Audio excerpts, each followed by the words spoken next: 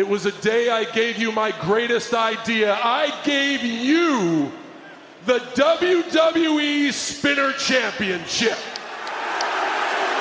All you have to do is Google negative comments about the spinner belt.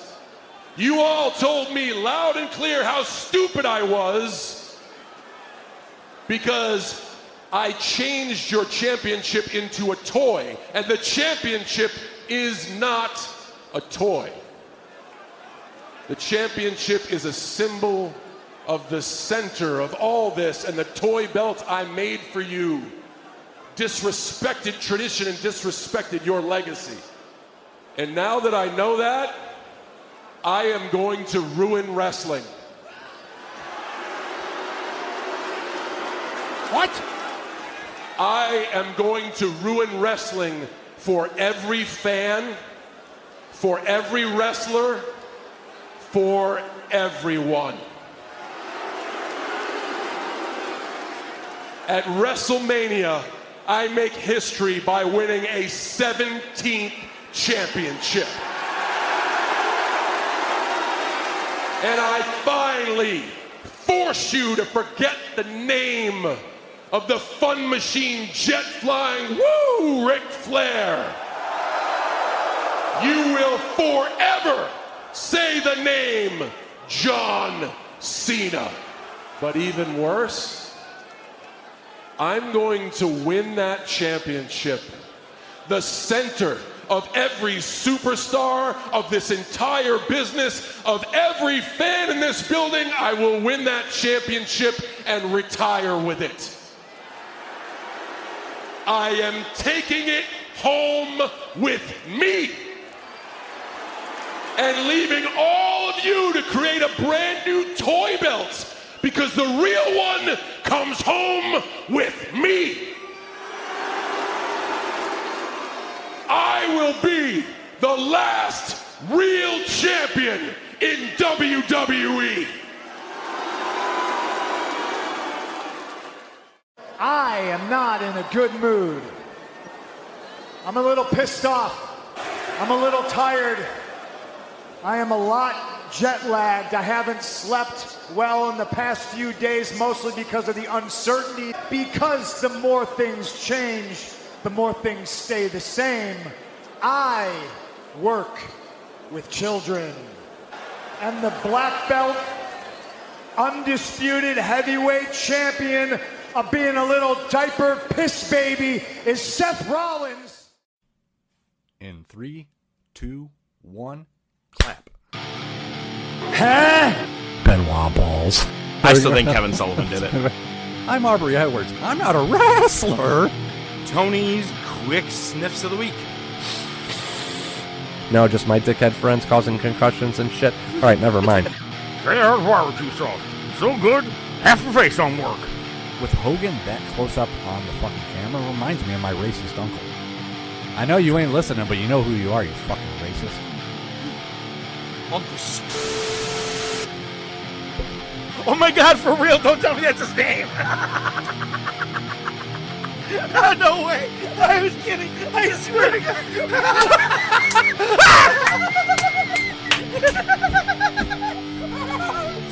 That was just the first thing that came to my head. It was the first thing.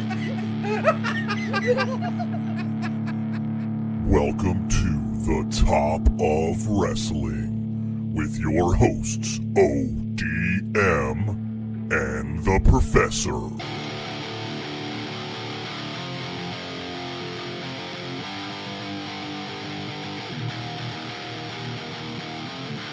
Good wrestling day.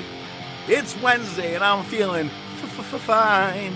That's right, we're ready to go. It's the Top of Wrestling podcast. I'm the Professor Mark Fantasia.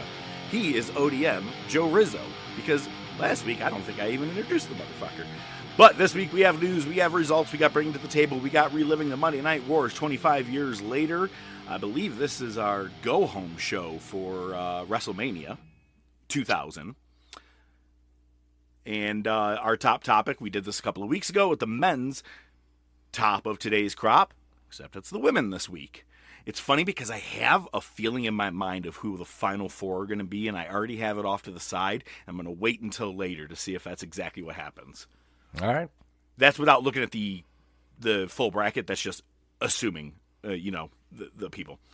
But here we go, man. Hey, how are you this week, ODM? Other than the fact that I work with children, I'm doing pretty good. That's called a callback. What a callback. Oh, my God. And he did it nice. He didn't even smirk. He just said it and moved along. And nice little dig. I liked it. But this time, it's storyline children that he's dealing with, and I'm okay with this. Again, him and Drew don't really see eye to eye. Great money program. I don't really like Seth, okay, at all. Yeah, I'm tired of yeah. Same. But, I've been tired of him for a while. But if they're going to do business, this is how you do business. I'm just saying, you could have had a feud with Jungle Boy and CM Punk, for fuck's sake. Like, all of that could have eventually happened in AEW. I saw a great meme of Punk and Cody sitting on the ring apron at a live event, where I'm sure you've seen all the pictures and videos of them, like him Rhodes carrying Punk on his shoulders, things like that. There's a picture of them just laughing on the side of the ring. And it goes, and then he said, "I feared for my life." All right. Getting into the news, I got to say, this is not necessarily wrestling news. I don't think he ever did anything really with wrestling, but I'm a very big boxing fan, as you guys all know. R.I.P., man. Big George Foreman. Love the grill. The grill was one of those things that when you first got it, you're like, this is pretty fucking cool. And then like 5 months later, you're like, where do I keep this fucking thing? It's a pain in the ass to fucking clean. No. Bro, you just described right after my first divorce and my wife left and got out of the house and I had nothing but just the oven and the George Foreman grill. I just kept throwing burgers on that on a daily basis with the frozen ones. I was like, we're good for now. So thanks, Big George. It's funny because when I found out that he died, which was I think Friday night or Saturday, one or the other, I ended up throwing on a couple of his old fights, and the one where he came back in late in his life and beat Michael Moore for the championship. Yep. Just fucking tree trunks. That's what his arms are. He didn't. It's like Andre the Giant. He didn't move fast. Swing him fast, but it's gonna hurt. Yeah. Yeah. So on to wrestling news. Homicide, which I love the Notorious 187. I loved his shit in TNA is the first time I was really introduced to him, but then later on when I started diving into the Ring of Honor catalog, he was one of the originals, very, very originals. Like on the very first show, feuded with Punk, Joe, Danielson, won the title from Danielson. Had to retire due to a cyst on the brain, which I guess was causing issues with his speech and other things from what I was reading. So he wrestled one more match, and he tagged with Bull James, which used to be Bull Dempsey in NXT. And they defeated Alpha Jr., which was Manu in WWE with Evolution for that cup of coffee, and Mike Santana. And that's a big piece because after the match was over, Santana was extremely emotional in the corner. And you see Homicide go over and console him. When Homicide and Hernandez had LAX, they then brought in Santana and Ortiz. Jeez, I couldn't even remember his name. I can't even remember him anymore. That's how long it's been for him. Tiger Style. Oh, my God. Remember that? All I remember was him chewing on his tongue and saying the best. The best. I kind of miss it. Oh, God. And I was there live when they actually broke up that entire crew, the Inner Circle. It was in Fort Myers. Same night that Jeff Hardy said, I'm going to do a ballet class on the way to go saving my brother. Julius Smokes, which was he was Homicide's manager in Ring of Honor for a long time. He was there. A lot of people there. But what I loved about Julius Smokes is just every time that, Homicide would be cutting a promo or even just during the middle of a match, you just hear Julius Smokes. brah, brah, just the whole time, and I was like, I love it. It's and then on to one more person, and this is a good one, man. There was the Chris Bay benefit show this past Sunday night in Vegas. First, if you haven't watched his video on Chris Van Vliet, that's my stuff, man. I like watching his interviews. There's one I skipped, and I was like, yeah, that's okay. I think it was like Mercedes. Yeah. But so he had a great interview on the Chris Van Vliet show where he said one of the best pieces of advice that he got, and I like this, and not just because I'm a punk mark. He said the best advice I actually got was from CM Punk. He said the percentages they're telling you about walking again, moving again, wrestling again, doing things the way you used to, that's for a normal man, and you are not a normal man. And he's like, and I was like, damn, that's fucking cool. It's good advice, you know what I mean? Because I think that's pretty good. Yeah. But Karrion Kross was there. WWE let him go, and he had a match with Hammerstone, Alexander Hammerstone. Did you happen to see a video of them online? I did not. Oh, shit. Hammerstone has Kross up in the air, kind of set up like a suplex looking thing.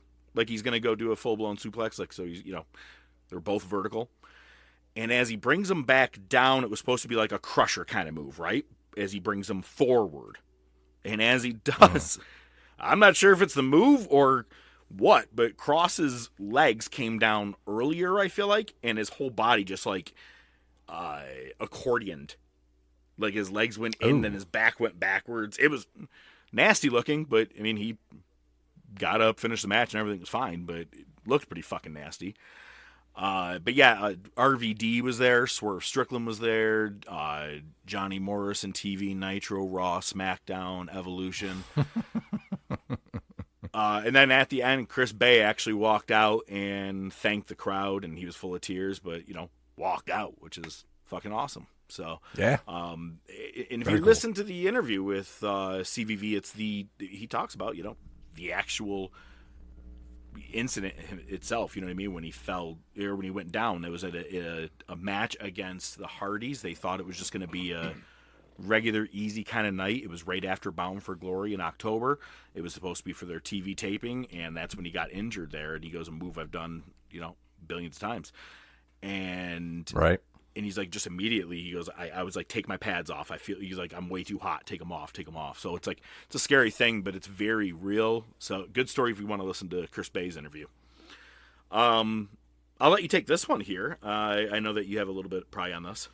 Yeah. So, Alexa Bliss came back at the Royal Rumble. I think she had one TV appearance and that was it. Actually, she had a match. Did she? Yes, she did have one match. I thought the Rumble was it. Okay. But she's now no longer scheduled for WrestleMania 41, the weekend convention. She was booked for the WrestleMania convention between Thursday, April 17th, and Monday, April 21st at the Las Vegas Convention Center. It's run by Fanatics, and they revealed on X that Bliss is no longer attending the convention. No word as to why and what's up with her at WrestleMania. Meltzer's 2 cents, and it makes sense, is that they're just keeping her off TV till they're ready to bring the Wyatt Six back and have her join them. Boo. Yeah, I know. Not what I wanted either, but fuck it. It's funny because when I don't think I told you this part last week, when I went and got the game, took the taxi ride, yada, yada, yada. If you get the game and you pre-order, you always have a special thing inside of who you get. And I was given the Wyatt Six, and I was like, great. Anybody else? Anybody else you got for me? Is there another piece of paper in here? I'm like, I'm never going to fucking use them. I wouldn't even have a wrestler go against him. Yeah. Yeah, I know. Weezy's still hot for him. He said when Bliss joins them, they should do like a hologram of Bray Wyatt or The Fiend. You know what I think would be fantastic? Bliss and Nikki Cross as tag champs. Weren't they together as a team at one point? I think so, yeah. So it wouldn't be a bad idea to put them back together and go after the women's tag team championship. They're kind of making the tag champs a little bit more credible. Putting it on Liv and on Raquel, I think, at least in a prominent spot on helped. TV, it makes it bigger. I feel like it was When it was Bailey and Sasha, when they were both hard heels during the pandemic, I was like, it's solid. They're good, and they actually had someone care. Since then, it's just been people grouped together. So hopefully they can make some teams. Yeah, you had Bianca and Jade, and I think for Jade it was more of a crutch. Yeah. You know what I mean? I don't know if I told you this, that last week, I may have not mentioned this. They did a pre-sit-down interview with Jade Cargill with whatever country, I think when they were in Brussels or whatever, in an empty arena. And she's just sitting there talking about the attack, and she can't believe it. And then they make it like this is what's really going on at the right time. Liv and Raquel walk in with their bags, just walking through and laughing at Naomi. And they're just talking shit. And Liv goes, try not to fall in any more cars before you get to that night or before you get tonight or whatever. I was like, that's a good fucking line. I like Liv. Liv is a heel. She's better than Rhea right now. Okay, hang on. She's definitely at the same level. Definitely the same level. Red top on Raw. Anyway. Oh, yeah. Yeah. Did you see the shot of Bliss from the house show? No. Bliss? No, Liv. Yes. Yeah, she's breaking the internet. Good for her. You. She's like, you guys got the front door in the chamber. Here's the back. Not a live show. Speaking of, you had mentioned Alexa no longer on the weekend for WrestleMania. WWE announced several things. One, right before we started recording today, is that there's going to be like several things. April 16th, 17th, 18th, and 19th.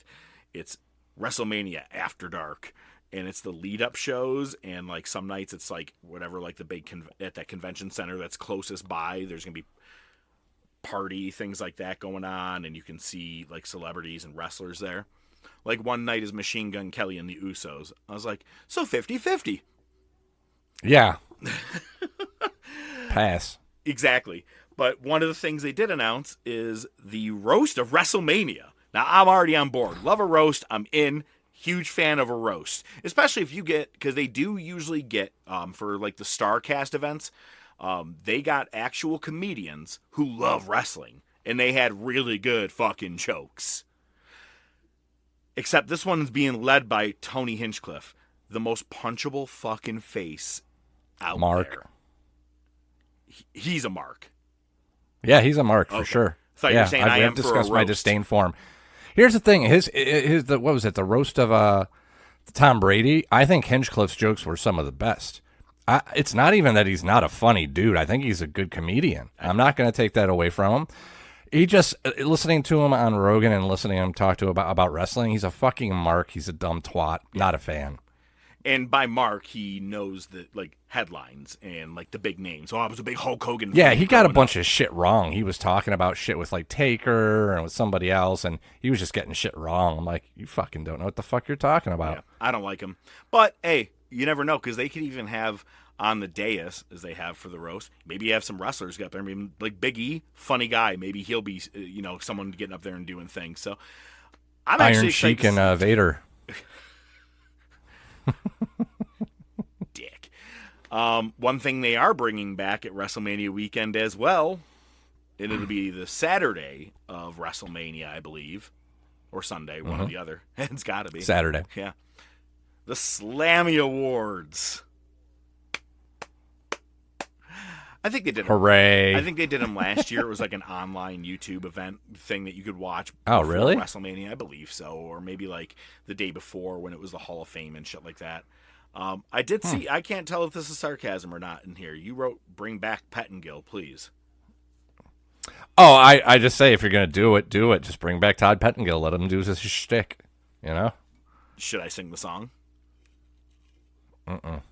Are you? I think I still have the crumpled up notes I took when I fucking watched it. One man thought he did. See, that's not uncommon when you're Psycho Sid. I'll sing more later. Don't worry about it. Yeah, I'm sure you will. You want to hear the categories? Get silly. No, I know what they are. I heard them. It's like the OMG moment of the year and shit like that. I was like, it's a WWE-based Slammy Award show. Yeah. I'm not shocked. I think like one of the years it was like Best Kiss because that's where they were at in that era. Yeah, no shit, right? if you've noticed, Sami Zayn hasn't been on TV since The Chamber, which very well written off with getting the shit kicked out of him by Kevin Owens. I like how they wrote him right off.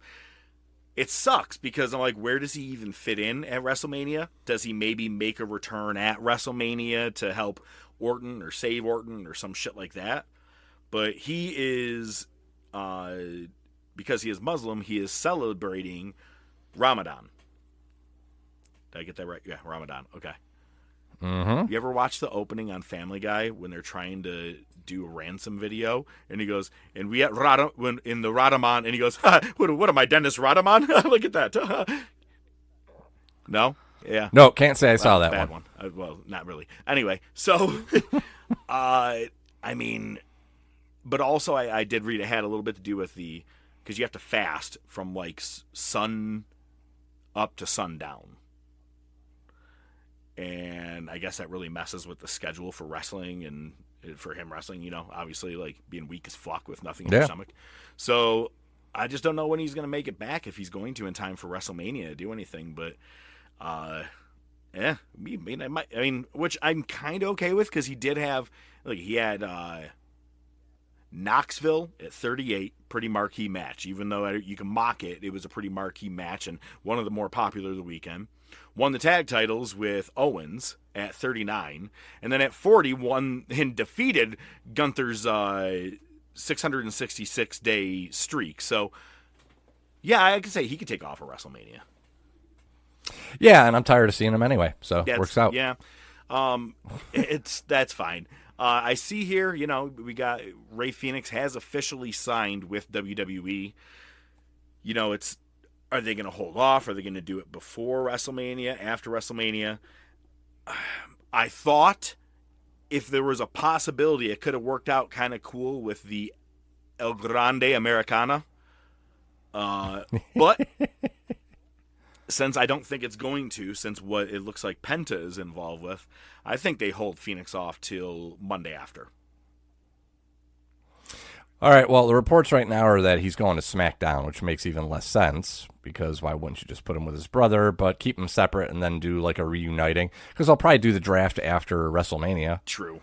So you could end up having Penta and Phoenix on the same roster then. I think they are doing a draft like within the month. So, and then they'll be like, oh my God, the brothers are together. We're like, yeah, you could have did it from the beginning. Yeah, well, exactly. Yeah, I don't know. I feel like at this point they might just wait.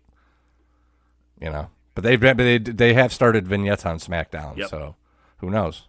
So Royce Adams, who is the son of Crush, Brian Adams, has confirmed that WWE has set up a Legends deal for Crush.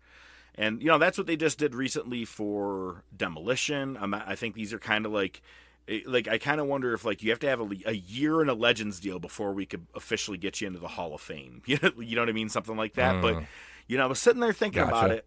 Crush had really, look at, wasn't the most predominant guy in every program there was, but, he had a pretty decent career, longevity-wise, starting in 92 as the Hawaii, oh no, actually take that back, in 90 or 90 and 91 as part of Demolition.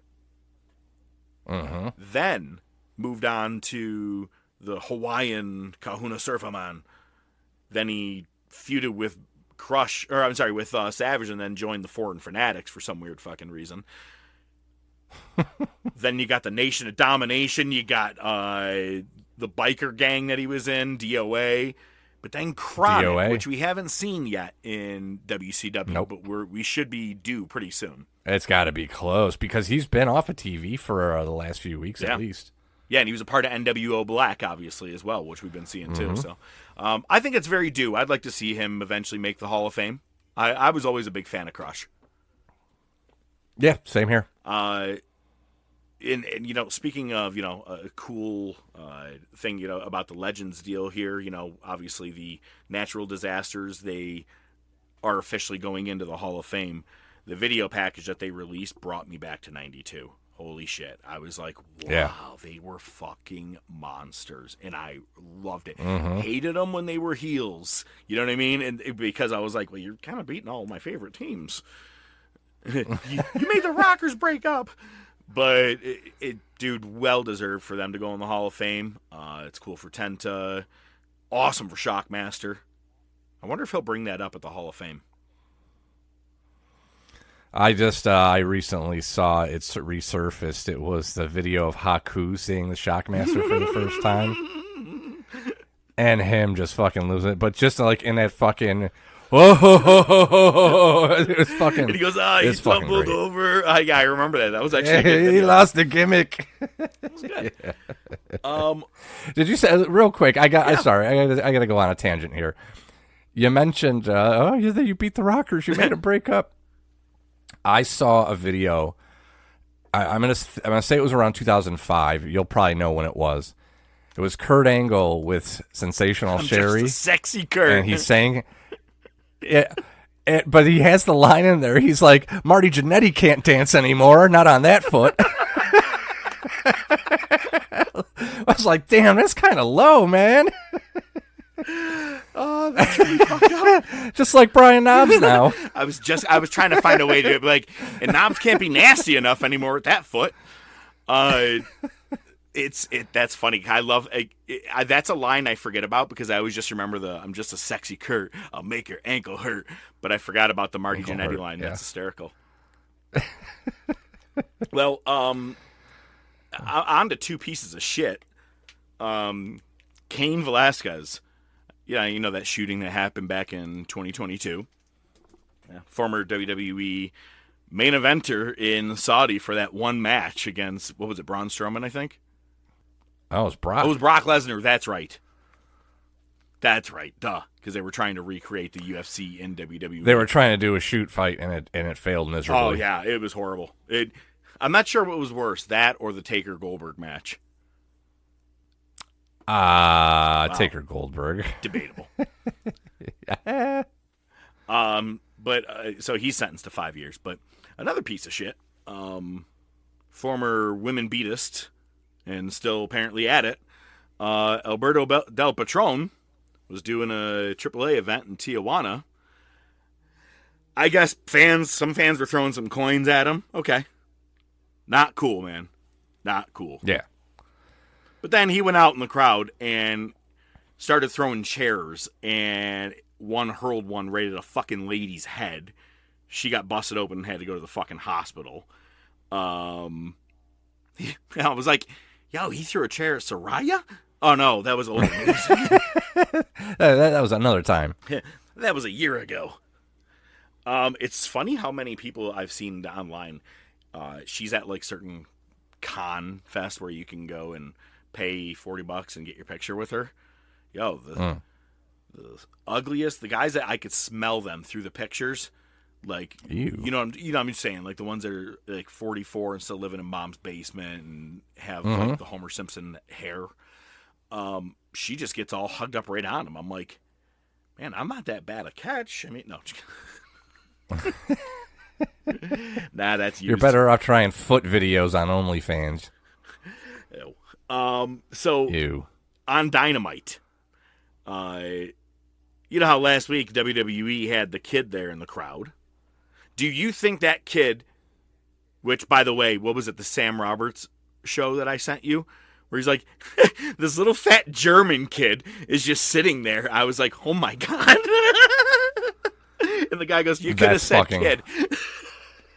Yeah, no, that also broke the internet, and I love that Cena called it back. So it was fucking fantastic. So yeah, at first, hang on, I actually thought he was talking about Cody when he's like, I broke down a little kid or whatever it was. Or I thought maybe he was going to be referring to Cody, but it wasn't. But do you think that kid there that night in Belgium was a plant? I wouldn't put it past him. Okay.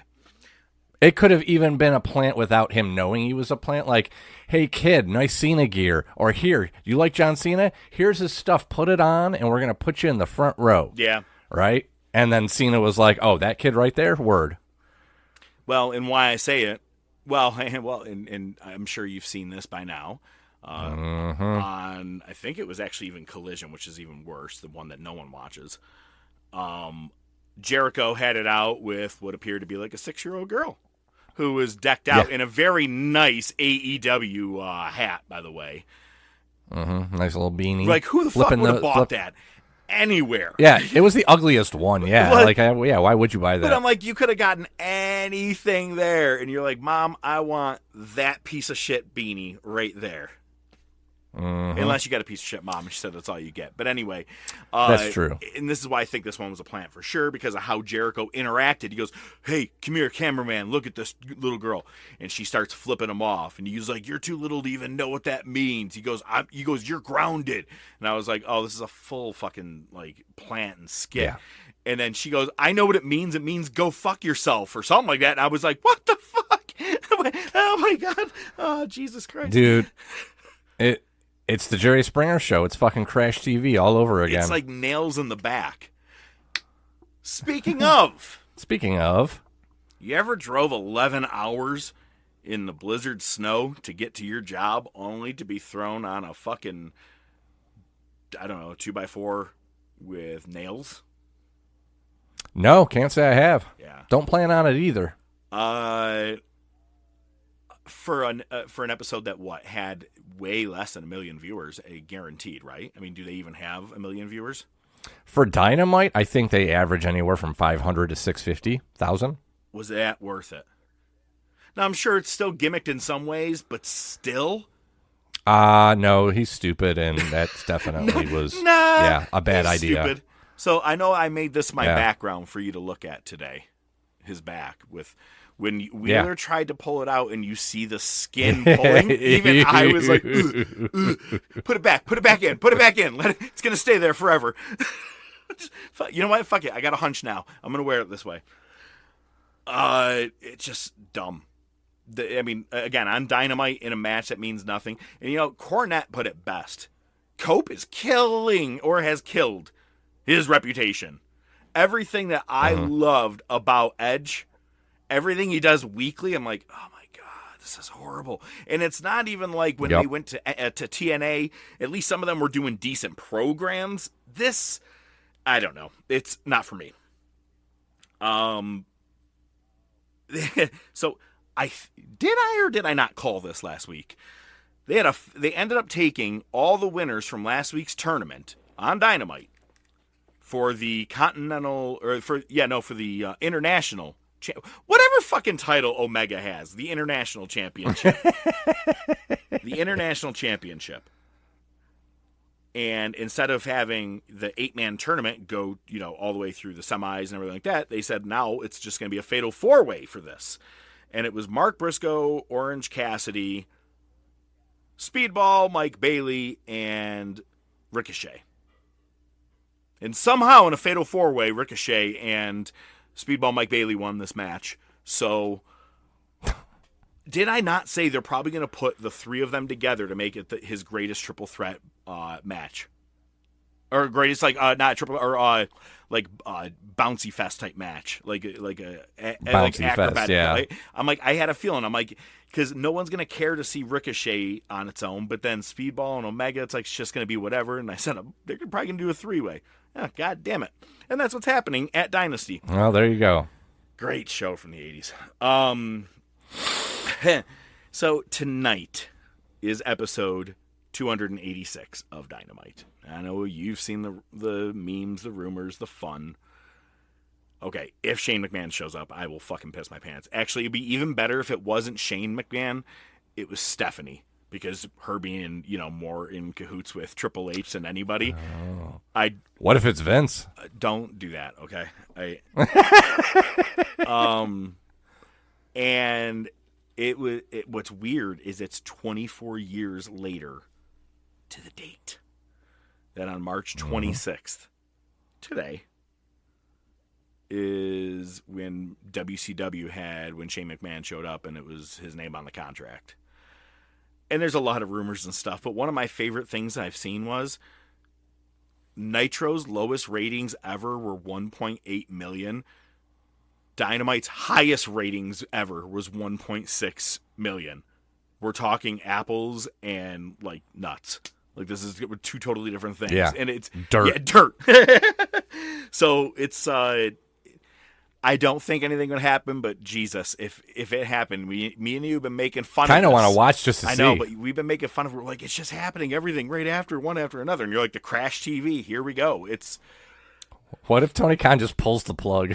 He's just like, tonight's the last episode. We're done. He did it that one night. Remember, it was the last night of Rampage, so he turned the lights off, like no one was there anymore. And they had like 40 people in the ring fighting each other. And he thought turning the lights off would mean that was the end of the show.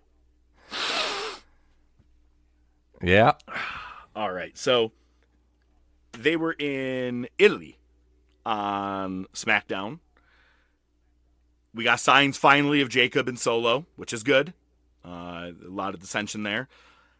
And I've been seeing some things online. It'd be kind of like, what if Tama Tonga and Solo join up with The Rock, or something like that, and help Cody or help Cena, things like that. I don't know. So many options, but we are hopefully going to be getting Jacob and Solo.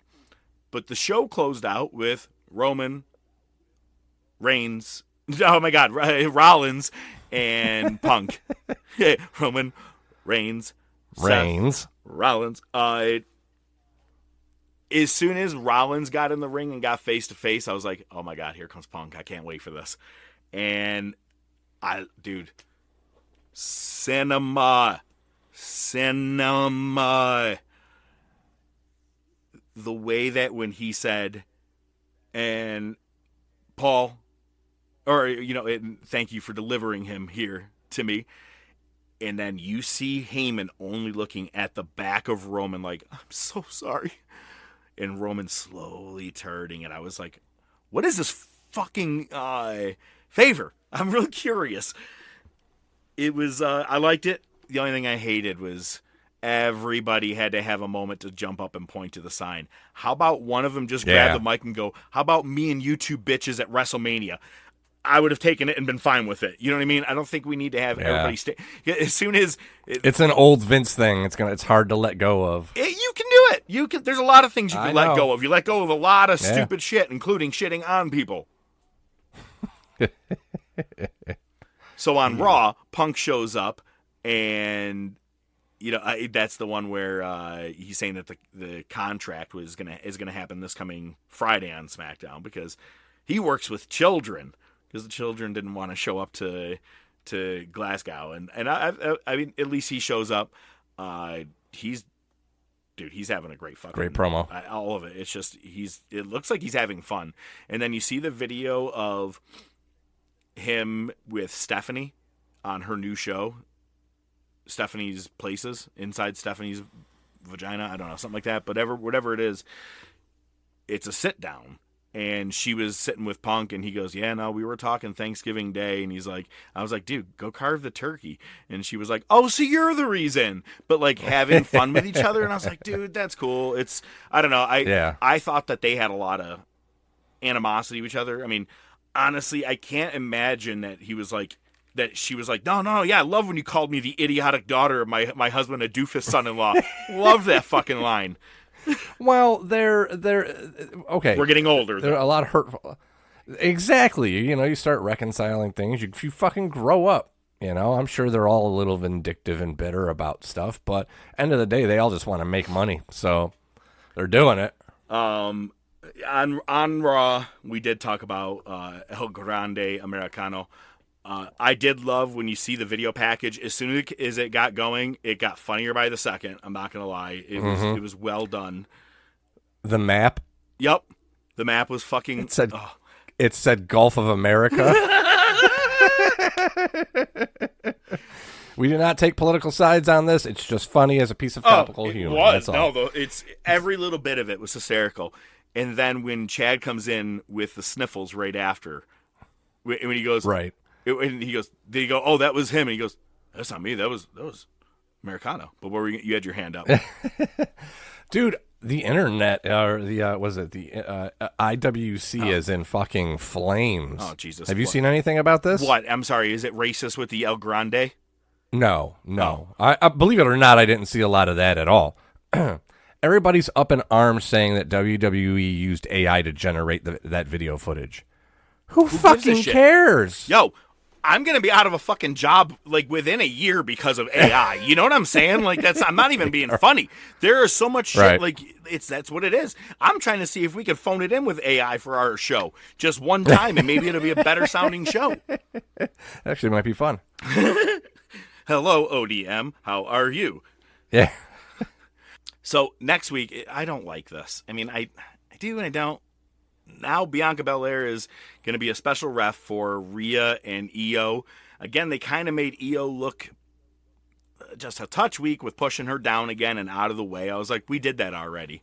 Pretty sure we did that one.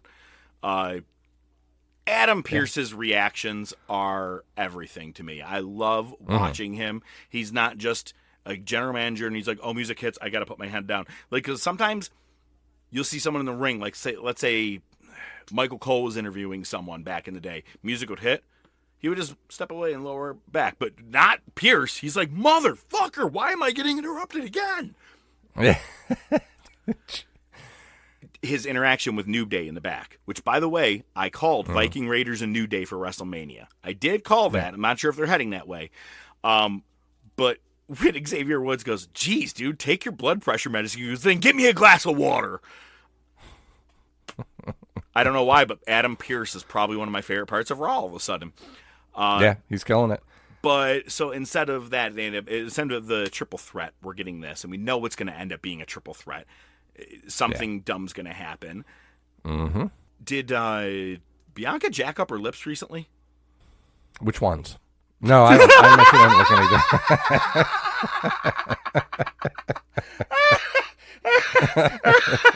That was fantastic. I wasn't ready for that one. Not that I noticed. I haven't maybe saw or really watched a full interview of hers recently, but when she was backstage with Pierce talking to him, I was like, damn, those things are like a balloon apiece on, right there. It's like, I don't know. Anyway, I'm not a fan of lip injections. Yeah, me neither. It's too much. Terrible. The Judgment Day ended up beating down Braun Breaker, which I did like his interview that was outside of the arena, but I thought it was going to walk him all the way in. And I was like, let's do that shot. And they didn't. And I did like how Dom offered Penta a spot in Judgment Day. And as Penta went to answer, he goes, hey, you do got a match coming up where you could be the champ tonight. Think about it. And I was like, damn, Dom is getting better for me. Like, it's like more of like the leader role. And it's perfect because you want that if Finn is going to be leaving, which it's what it's looking like.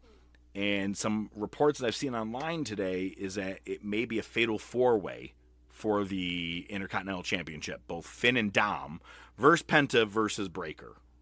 Mm-hmm. Okay. Again, it's like someone like this, right? You got Ludwig, Kaiser, Sheamus. Man, where do you put him? I don't know, man. Not everybody gets a spot every year, and it sucks, but just bring it is back, what it is. Bring back the Battle Royal. At least everybody gets to walk down the aisle or do something. I don't know. Right. But I would love it if they did a four-way and Dom stole it and won that fucking championship at WrestleMania. I think he's 0-3. Yeah, I the U.S. title I think is a better fit for Dom. I mean, the IC title's been kind of, Wrong show. Wrong show. That's true. Well, wait till the fucking draft. I don't know.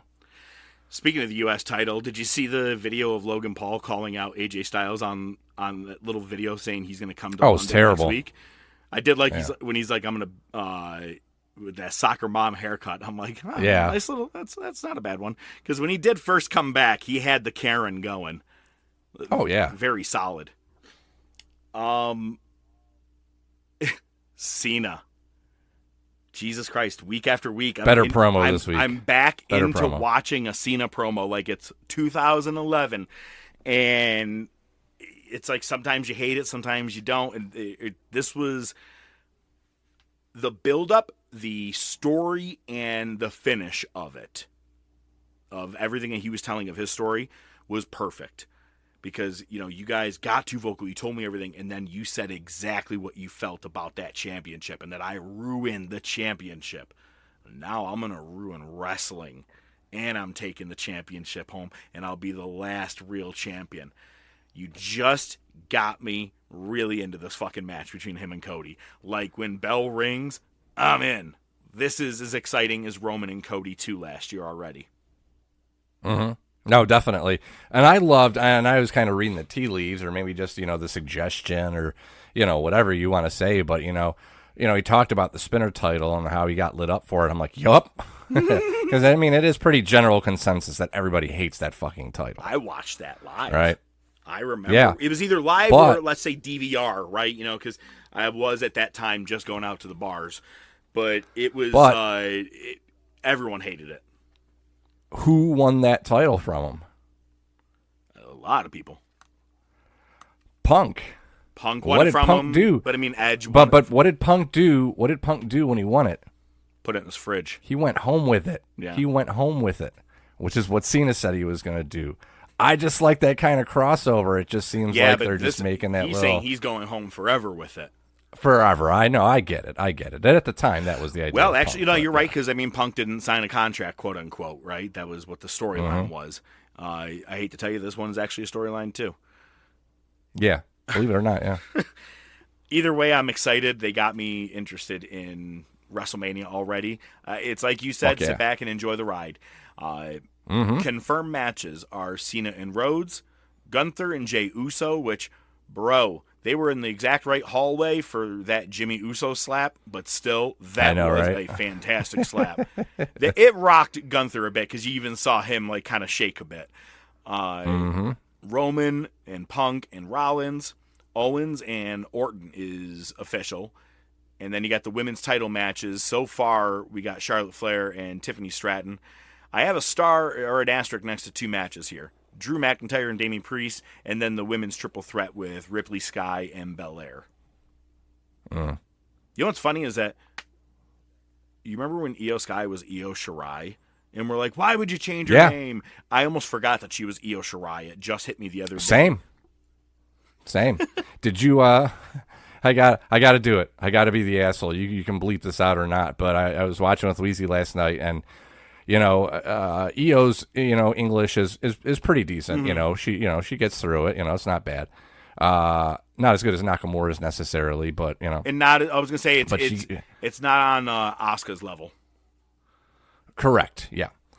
But God damn it, she fucking, sometimes stereotypes are stereotypes because they happen, and this was one of those instances because she was coming down the aisle, she was cutting a promo, she's driving, and she says, "And Rhea Ripley."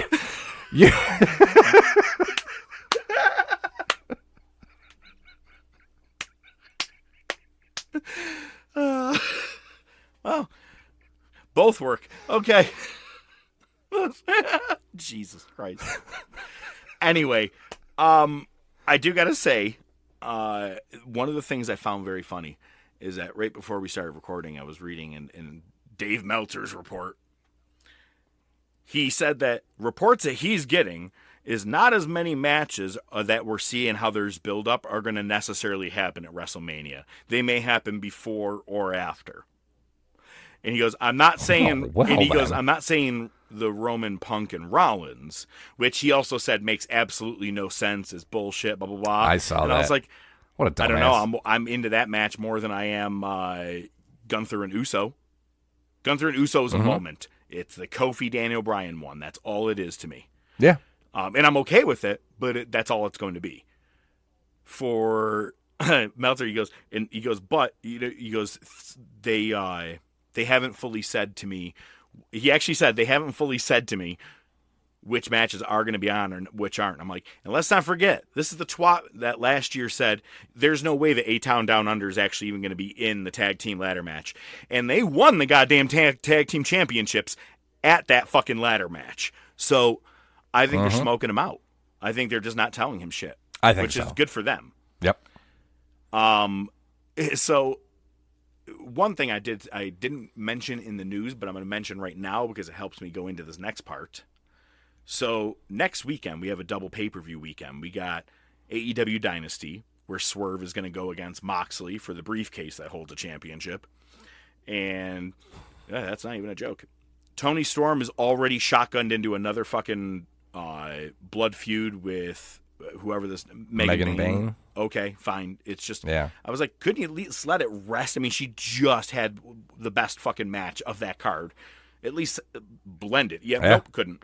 And then now the triple threat for the International Championship. But also, next week, is New Japan Sakura Genesis. The New Japan Cup culminated last week with David Finlay as your winner. Did I or did I not say do not sleep on this guy? I said he's either going to be your next... You've been talking on him up for a better part of a either year. A New Japan champion, or he's going to make his way into the WWE system at some point, especially being Fit's son. Mm-hmm. Well, he's in the World Championship match against Hiroki Goto. Who's to say that Goto has to have a very lengthy reign? But he did just win it a month or two ago.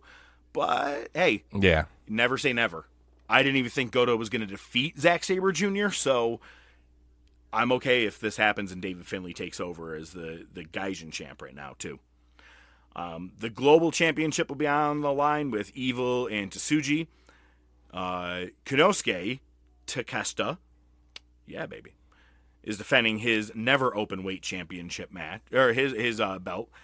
And the tag titles are on the line. This is one of the reasons I brought this up, so it's just kind of funny when you read the dirt sheets of who is where.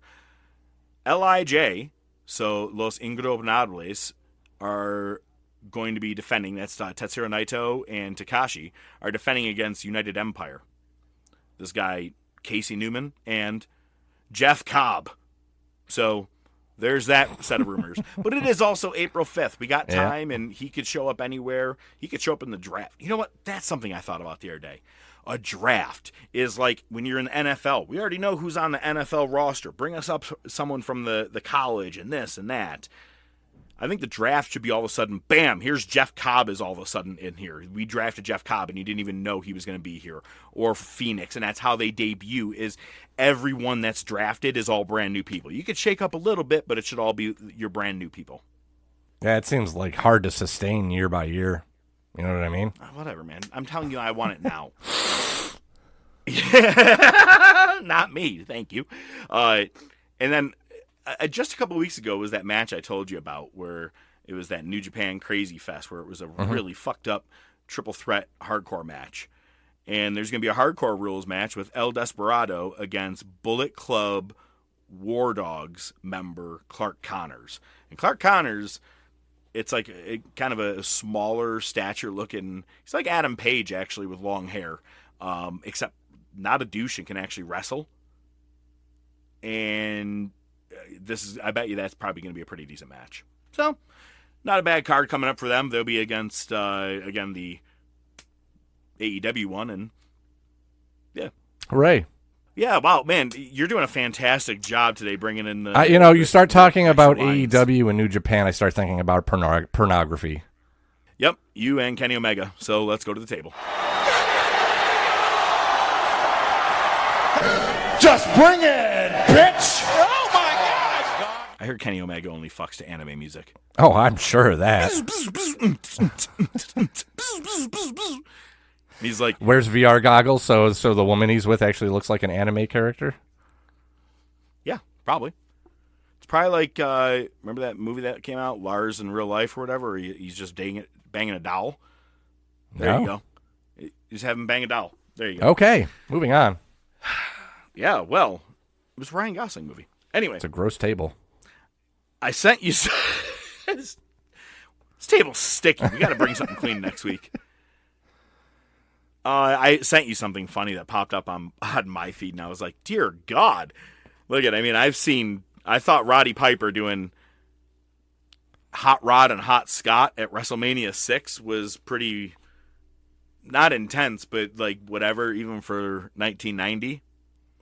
But in 1994, All Japan Wrestling had Lil Great Muta, so these are midget wrestlers, versus Lil Abdullah the Butcher. Lil Great Muta looked like Great Muta, had the mist, had the face, everything looked great. And then you look over at Lil Little Abdullah. Have you seen the movie? I want to say it was Soul Man with Soul C. Man. Thomas Howell. Mm-hmm. Yeah, it's how bad it was. It was just these pink lips and then shoe polish, head to fucking toe. And I go, yo, this dude did Black Body. I couldn't. It was really bad. And the comments are always like, Japan didn't give a fuck. They don't give a fuck about that shit. They got a pass. But as soon as they showed him, I lost it. I was like, dear God, that is a lot. And I mean, his size, maybe one can of shoe polish. Maybe more. I'm thinking more. Yeah, I'm thinking a He was case. a pretty good Abby. He's a pretty good size Abby. Yeah. Big Yeah, fella. Did Big you know little he's still fella. alive? I think so, yeah. He was doing, I he saw was a running. video of him the other day. Uh, No shirt on. yeah. Tits are still to the side. Well, you know, skin stretches. It's hard to get it back in place. Last I heard, he was running a soul food restaurant down south somewhere. Good for him. All right, man. Well, what? Well, then. Kind of I'm want some trying ribs. not to make it any stickier than it needs to be. Yeah.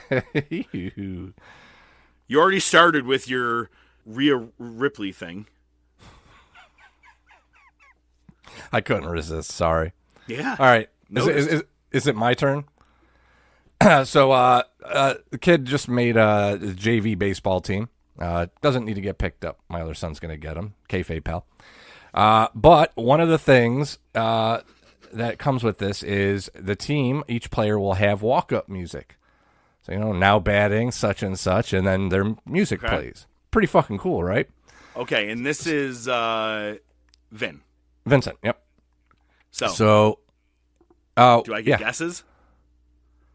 Sure. Give me some ideas, and we'll see if they're on the list. Is it do any of them have anything to do with wrestling? I don't want you to guess. I want you to give your suggestions. You're coming up to the plate. You can either look at it as stuff that you would pick or stuff you think he would pick. I've got big balls.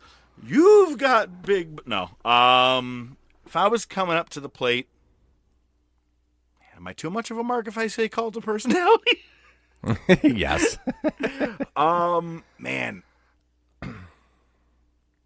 To be honest with you, no lie, if I probably had it on... Man, It's tough, right? My head's And going keep back in and mind, forth. I'm like You're not. wrestling You're themes. maybe getting 15 seconds of a song. You're not getting a lot of time to listen to it. You know. Toadies, Possum Kingdom. Oh, interesting. That's an interesting one. Or Rage Against the Machine. Something like that, like a Bulls on Yeah. Parade or something like that. I think Javi said that. So here's some of the lists that him and I came up with together. He has told me that he's not telling me. He submitted it, and I'm going to find out when he takes his first at bat. I think the first game's April 6th or something. I don't know. I got to look at the calendar. But here's some of the songs he picked. One of the ones he picked was "Kickstart My Heart." Nice. That's actually a good one. Crew. He heard "Tuesday's Gone" watching Happy Gilmore. He said that he kind of liked that. I thought it was a little, but it's soft. It is a little soft. And I'm trying to think, like, does it ever really pick up hard enough where you could use something from it? But I don't know. Actually, I mean, you ever play a baseball game? The intro lick, yeah. I was gonna say, you ever play a video baseball game and shit? Sometimes you do hear like a. I could see a little bit of a guitar riff for that. There you go. There's an Arctic Monkeys song called "Bryan Storm." The intro is just heavy. It would sound good as walk up music. He actually really likes Pat Benatar. So I told him "Love Is a Battlefield." I just thought that was hilarious. You know. Invincible. Oh yeah, that's a good one. Yeah. We will be invincible. Legend of Billie Jean. Oh, put that on the list. Yeah, great music video too, by the way. But then here's where we get into like some of like the heavies. "Careless Whisper." Oh, wait, did not. When you said the heavies, I was imagining, I'm like, all right, here we go. Metallica, Pantera, not. So when MLB first started doing walk-up music, I remember I was driving home from work and they were talking about it, and they said one guy did "Careless Whisper," and I just started howling. So I threw that in there, and it was in Deadpool. So I mean, he knows. Yeah, wham. No rhythm. Next one, which it seemed like was his favorite and his front runner. Want to Dance with Somebody. Okay. Hit with the ladies. It'll be a hit with the girls, man. And what you got to do is when you walk out there, you do a little where you kiss your finger down to your chest and up. Be like, this one's for Whitney. And then I said the Ace of Spades would be cool, but then that made me think, dude, the game. Oh, time to play the game. Ooh. Now I'm over here, I'm like, all right, evolution is a mystery. Oh, man, or, oh, man, Batista. I walk alone. Yeah, alone. I'd be like, can I have a different version of my song, or does it have to be the same one every time? Like, I think it's the same one. No, but like same song, just different part of the song. All right. I guarantee someone's going to use Seven Nation Army. I don't think somebody did. He maybe. It's just the most overused fucking sports song out there right now. It is. It's pretty close. Oh my God! Now I want to have fun with it. If I was him, like when you said Carol's Whisper, now I'm like, what if it was just the fucking Undertaker gong? And I'm not even talking like his newer music. I'm talking like 1990. That's all it was just a gong. How about the theme music from Blue Oyster Club?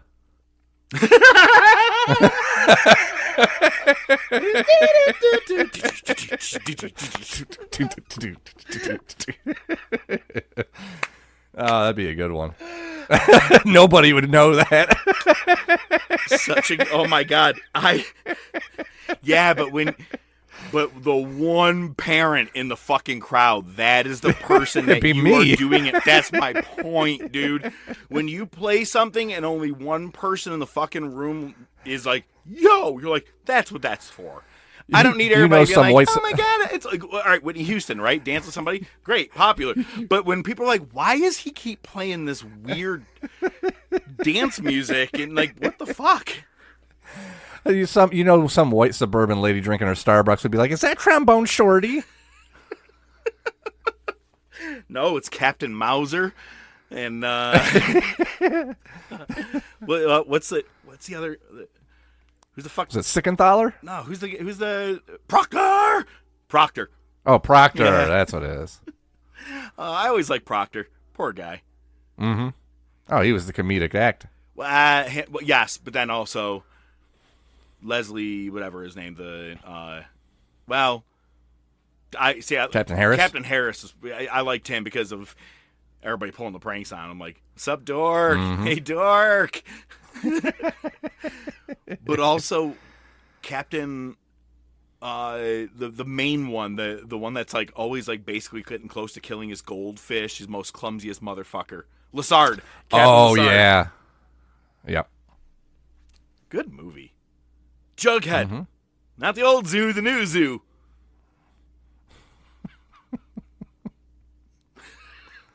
Now I'm just going to want to go watch Police Academy. But first, let's go to the wars. Monday Night Wars! But you know what? I think that everyone in my family should be concerned with the welfare of another family member tonight, and that's Shane, because I'm calling him out. What? Okay? You're going to call out Shane tonight on Raw. Please, don't do this tonight. Please, hasn't there been enough of this already? Thank you. This is my arena, not yours. Shane McMahon. Yeah, I'm calling his ass out tonight. Vince and Shane tonight? It is the Go Home Show, 6 days before WrestleMania 2000. They never fucking said WrestleMania 16. Matter of fact, if you bought like the anthology set back in the day that had like the first 20 WrestleManias, it goes 1, 2, 3, 4, 5, 6, 7, 8, 9, 10, 11, 12, 13, 14, 15, 2000, 17, 18, 19. Like, it's the dumbest fucking thing. I don't get it. But it is the Go Home Show for that. We're starting to build up a bigger card, and more matches are finally being finalized, if you will. Final. So if you will. Yeah. Here we go. You take it away before I finally interrupt you. Yeah. It'll happen sooner than you think. March 27th, 2000, Raw's in Houston. It's the go-home show for Mania, as you mentioned. They show a clip from SmackDown where Stephanie made an announcement in front of Linda. Stephanie says there's only room for one dominant female in WWF, and that's me, and calls Linda a conniving bitch and slaps her, and Linda cries. Yeah. Then, I'm sure this was your highlight of Raw, the WrestleMania music hits. Oh, WrestleMania. Linda comes to the ring. She apologizes on behalf of the McMahons for what Stephanie did. Yada, yada, Stephanie's being a bitch. Demands that Stephanie comes out and apologizes to the fans. But Vince comes out instead. Says he wants to be there for the apology. And he's concerned with Linda's recent involvement in the ring as opposed to behind the scenes. He's concerned for her personal welfare. Concerned about her being physically in Mick Foley's corner at WrestleMania. So Vince tells Stephanie to come to the ring without her degenerate husband by her side. Stephanie comes to the ramp looking fine. Again, watching the rip, so she's a little shorter and squattier in this version.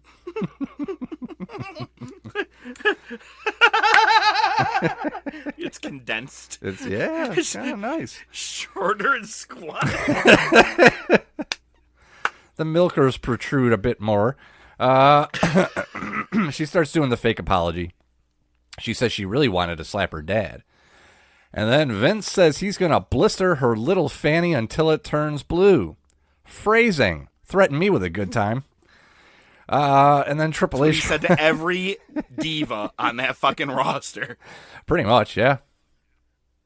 And then there's the stuff we don't know what he said, but we can guess. Triple H ends up coming out. Vince steals Austin's line and says, you got 20,000 people calling you an asshole.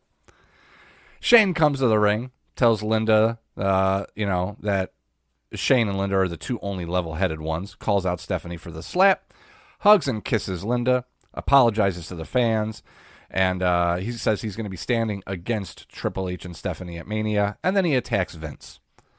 Triple H joins in. Linda pulls Shane off by the hair. Stephanie ties Linda up. Foley makes the save. Show runs in. Rock makes the save. Choke slam to Rock, pedigree to Foley. And then a title shot to Vince's heat. Very long opening segment. All about the family. All about the family. And they were pushing that. The most dysfunctional family. The McMahon in every corner. Yep. So next you get Chyna and Jericho versus Benoit and Eddie. Benoit gets a pin about a minute in. Radicals beat the shit out of Chyna. And it's going to be Chyna and Too Cool versus the Radicals at WrestleMania. Too Cool make the save. Eddie made a pretty quick comeback after snapping his arm on, what was it, the SmackDown after that Raw? Yeah, it was like a month. Yeah. He was definitely, this is probably why he gets fired soon, because this is when he's starting to be on painkillers and shit. Mm-hmm. I'm wondering, this thing with Chyna, is this just coincidence, or does that happen soon? No, that's my point. So okay, all that stuff starts to happen soon. No, that's all happening soon, and then he's gonna get fired because I think he either gets in a drunk driving accident or a wellness thing or something like that, and then they fire him. He actually goes and does in 2002 a stint with.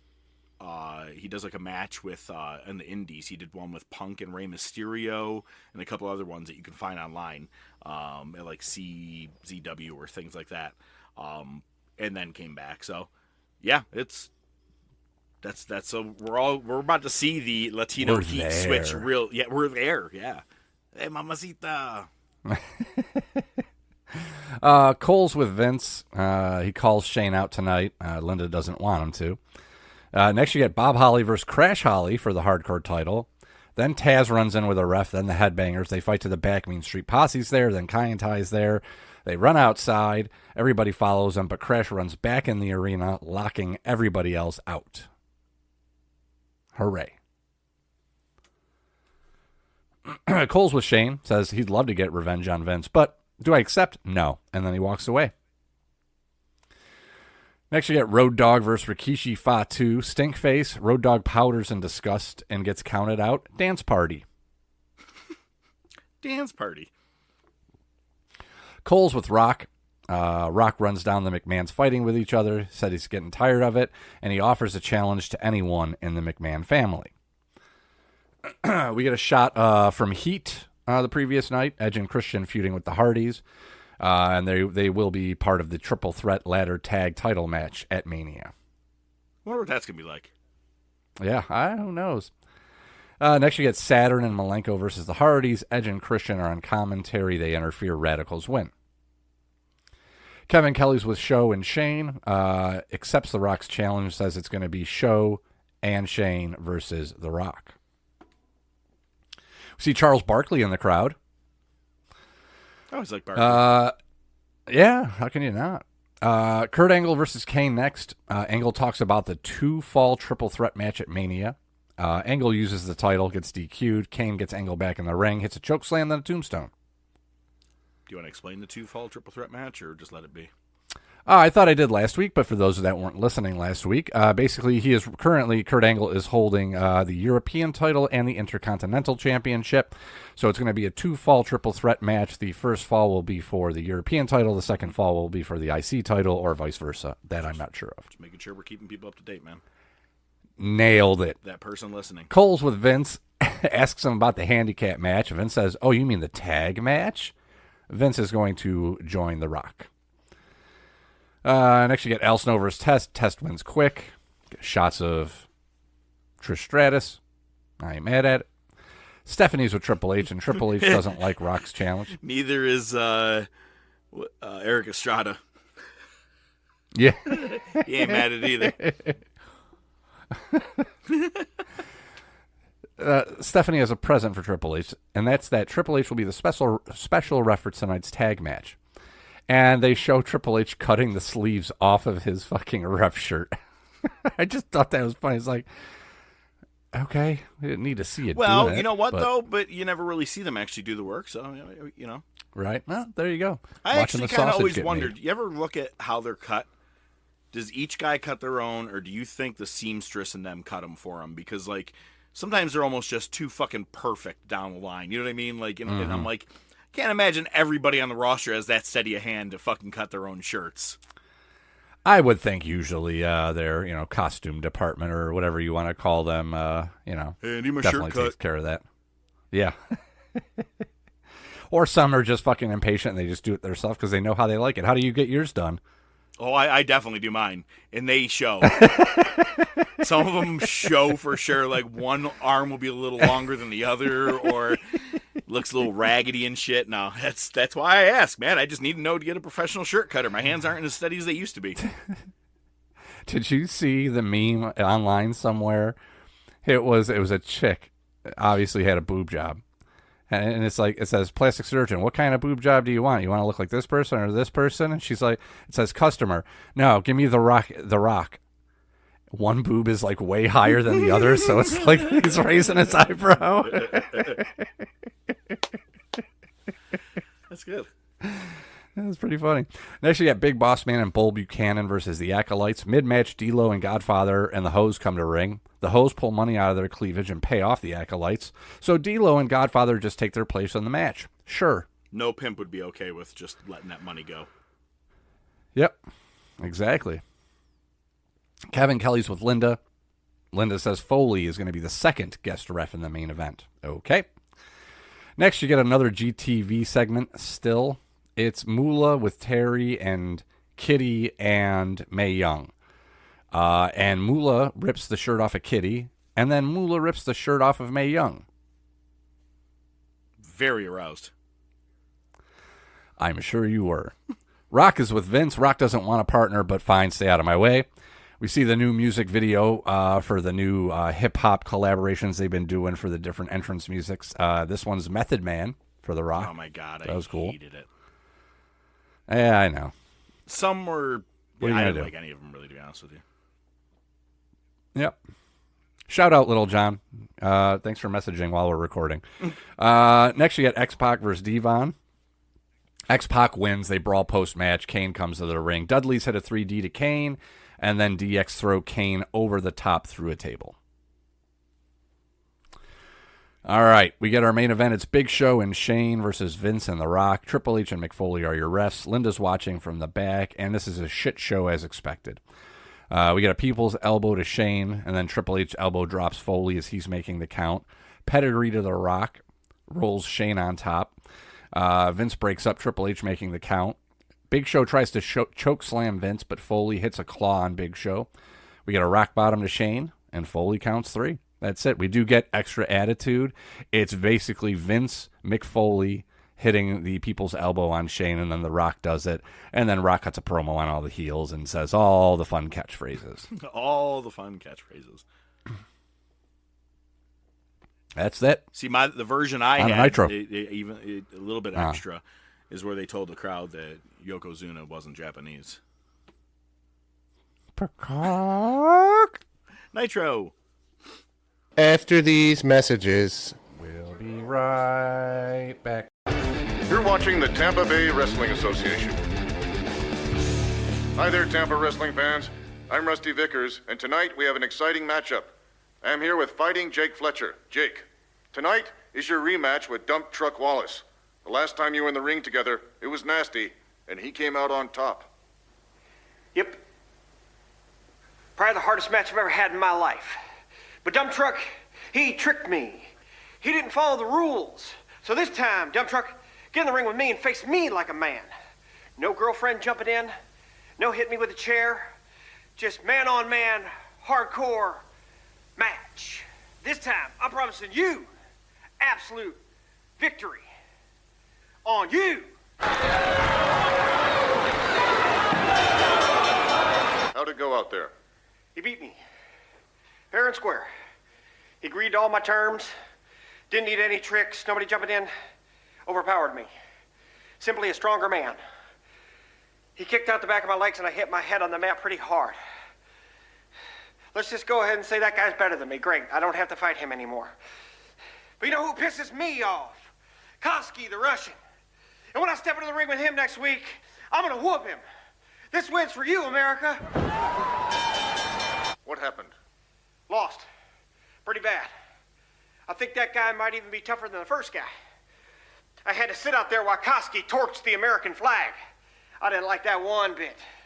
But I got one thing to say to you, Koski. Don't spit on me. It's just a game. What are you... I'll tell you this. Don't do that to me ever again. Did he spit on you? Yep. Kicked me in the back of the head, torched the American flag, and spit on me. My beef's not with you, Koski.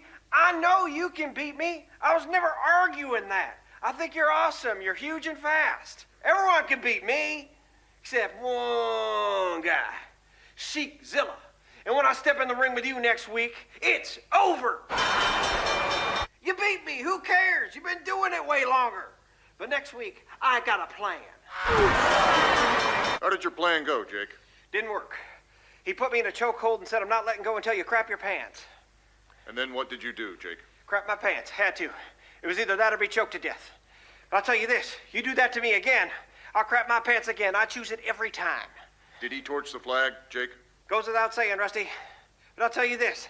I am down, but I am not out. Next week, I'm going back to Dump Truck Wallace. Kicked me in the back, hit my head, torched the flag, crap my pants. But it's not important what happened this week. It's about next week, when I get in a steel cage match with Koski, Sheikzilla, and Dump Truck. And it's a steel cage, so I can't leave. Koski's got him in a hold. He's talking to him, asking him something. Jake's nodding. He's agreeing to it. He's crapped his pants, everybody. Jake's up and mouthing, who cares? Here comes the kick in the back. They're torching the American flag, ladies and gentlemen. Hashtag not a sponsor. All right. It's Spring Breakout 2000 in South Texas. They're outside on the beach. That's going to come into play, unfortunately. Gene is in the ring to open the show. He's got his Hawaiian shirt and his khakis on. I love it. I love it. His Saturday night Starts clothes. talking to some young lady. Yep. He talks to some lady in the front. He says, "Young lady, you're very proud of those, aren't you?"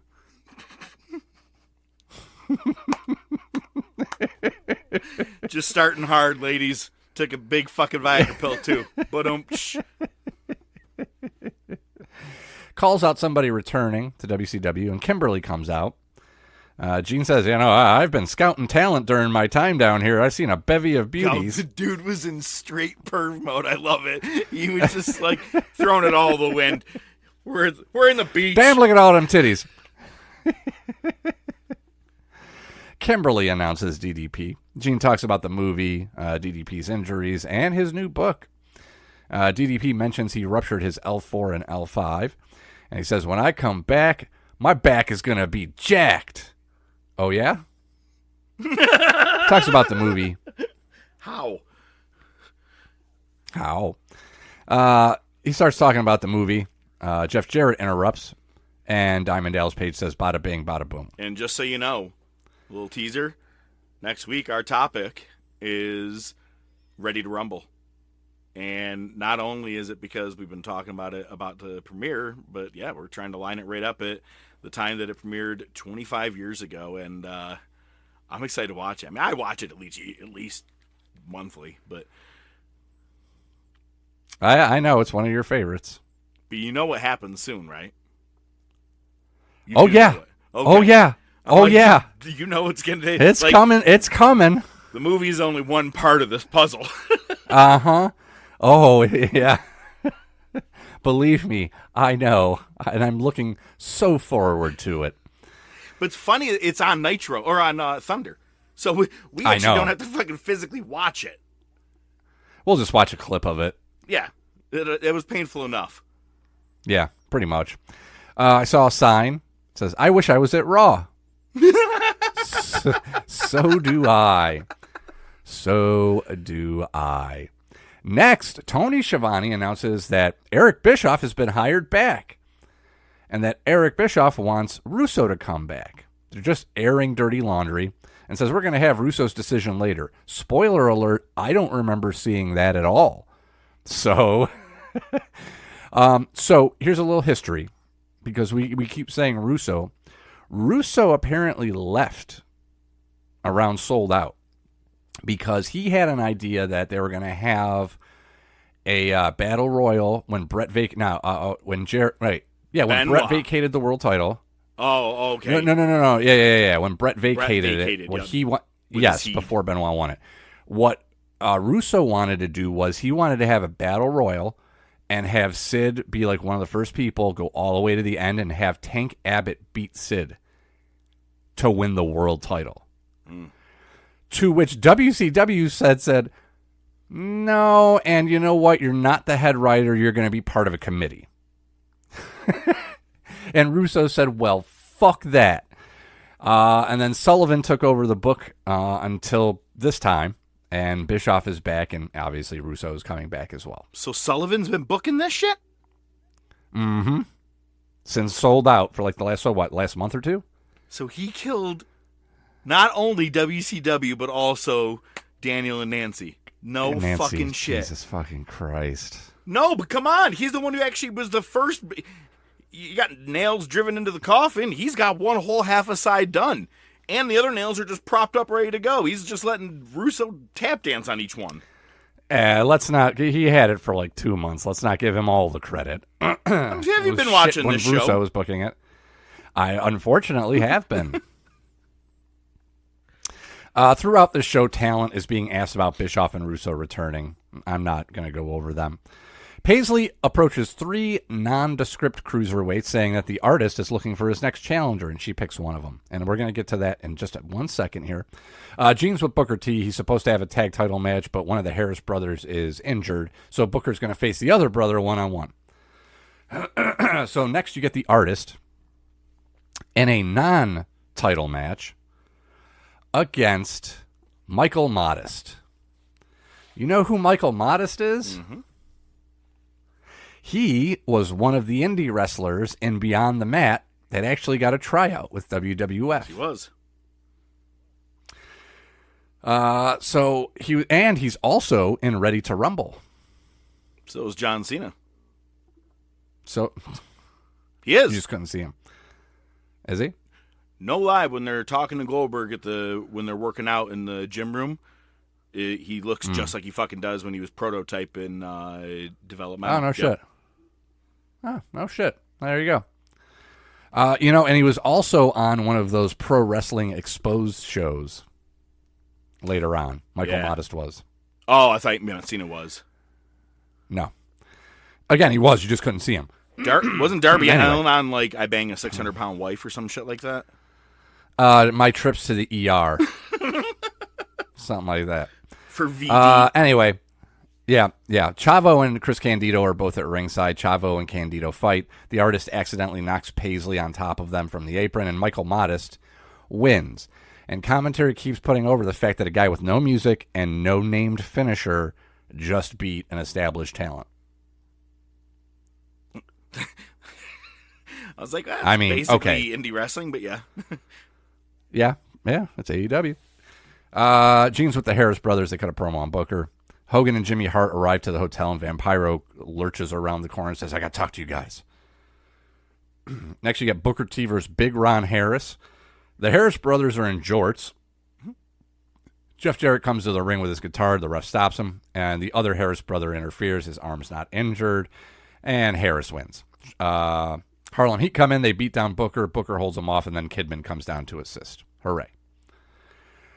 Vampiros with Hogan and says, hey, man, I just want to let you know that there's a $500,000 bounty on your head tonight. Great. So next, Gene's in the ring with Hogan, says, I have $500,000, if Sid wants a piece tonight. Gene asks about Jimmy Hart being at his side, and then he ends up talking about putting over Vampiro. And then there's a spotlight that shines on the top of the hotel that's right next to where they are, and it's the wall. He's literally on the roof of the hotel, right dead center, with a spotlight on him.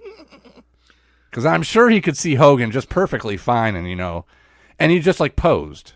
Okay, so, again, who's in charge tonight? Who am I blaming? Russo? I don't know if it's still Sullivan or if it's Bischoff. I don't know. Well, it's either, bro, it would be Bischoff, get it yeah. with the spotlight. Or, if it's Sullivan, it's, hey, it's okay, man, don't worry. I'm going to kill it just like I'm going to... All right, let's move on.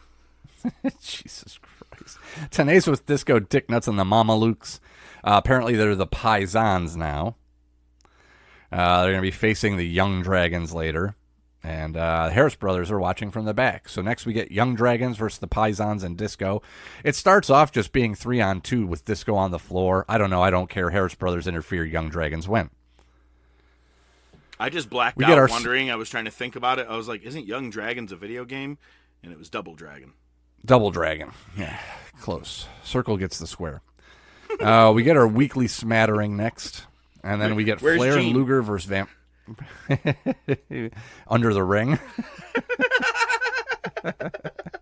Oh, yes, like little holes poked. Like Porky's. Exactly. Luger and Sting fight off to the pool. Luger ends up in the pool. Sting goes after Liz, but Luger escapes the pool, shoves a waiter in the pool. We get a food fight. Flair and Vampiro are still fighting in the ring. Luger, Liz, and Sting fight to the beach. They end up in the water, and Sid gets the pin on the beach. Sure. Gene's with Terry Funk. Terry Funk must have forgot to take his meds or something. He said a whole lot of nothing. He seemed like he was lost. Next, you get Mang versus La Parka. La Parka's... No chicken, thank God. La Parka speaks, quote-unquote, again. It's terrible. At one point, he pulls the mic away from his face, but whoever was doing the talking was still talking. It's like a overdubbed kung fu movie. It was terrible. Oh, actually, what's his name? Jones Squash. From Police Academy. Hey, you. Oh, Police Academy. Want to fight? Yeah, pretty much. Yeah.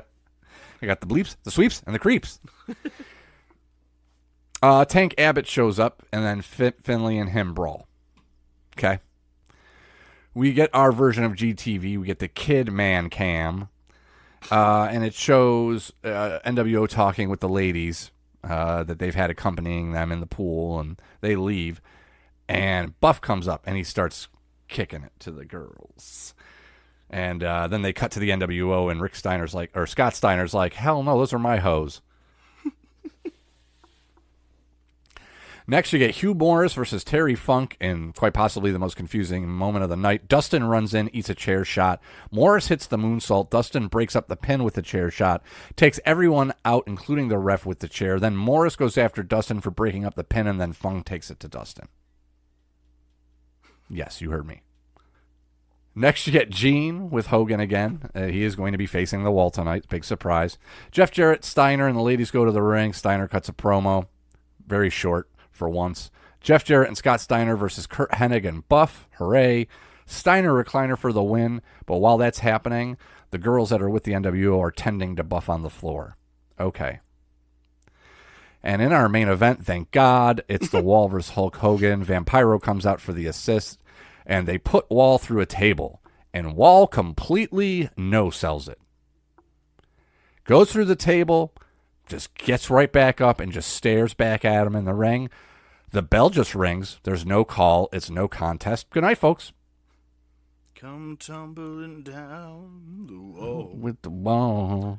And the best part, we actually do get a break for next week, even with a pay-per-view, because next week... Oh, that's right. They didn't want to compete with the Raw After Mania, apparently, and they just do a WCW retrospective. Yep. And I ain't watching that. Well, I'm like, and that's perfect for us. I seen it! It's what we're tacking on just an hour of not having a pay-per-view in a way, right? We're almost done. Yeah. Nice. Yeah. Well, that'll be fun, man. We got WrestleMania 2000 next week, which I'm excited to watch, honestly, that triple threat double title match again. I'll tell my story next week. But I watched this pay-per-view, and I was never a big fan of the main event match and the outcome, but, you know, fuck Triple H. He was giving it to the daughter at the time. Well, speaking of, well, I don't know how I was about to transition. That was No. No, it wasn't going to work. Let's just go to the top topic. Show it to her. Ladies and gentlemen, it's now time for... Best there is, the best there was, and the best that there ever will be. Hold 2, arm bar. Sodas rule. Yeah, they do. Hold 3, the moss-covered, 3-handle family granunzel. It's me, Austin. Just when they think they got the answers, I change the questions. I did it for The Rock. This week's top topic. You know something, Mean Gene? John Cena. Wrestling's not fake. The Rolex wearing one. Diamond ring wearing one. Kiss stealing. Woo. Wheeling dealing. One. Limousine riding. One. Jet flying. One. Son of a gun. Woo. Sierra Hotel. India. Echo. Lima. Delta. Shield. If you smell. The following ranking order and final decisions are a completely bias-based order, based off The Professor and ODM made it. And as always, they like to let you know they have not worked in the business, but have been lifelong invested fans much like you, our listeners. With not only their opinions involved, but with countless amount of hours of research done each week, they make sure to provide proper facts and history to back it up. However, they do know that your opinion may vary from theirs. If there is anything you want to chat about, bring to their attention. If there is something they missed or forgot, or you just want to let them know they are out of their freaking minds, feel free to shoot them a message on Facebook or Twitter, or email them at thetopofwrestling@gmail.com. As always, they do appreciate all feedback and continued support. At the end of the day, they want to make sure that you do see the best of the best before you die. And now, this week's top topic. This whole week is just filled with bad segues.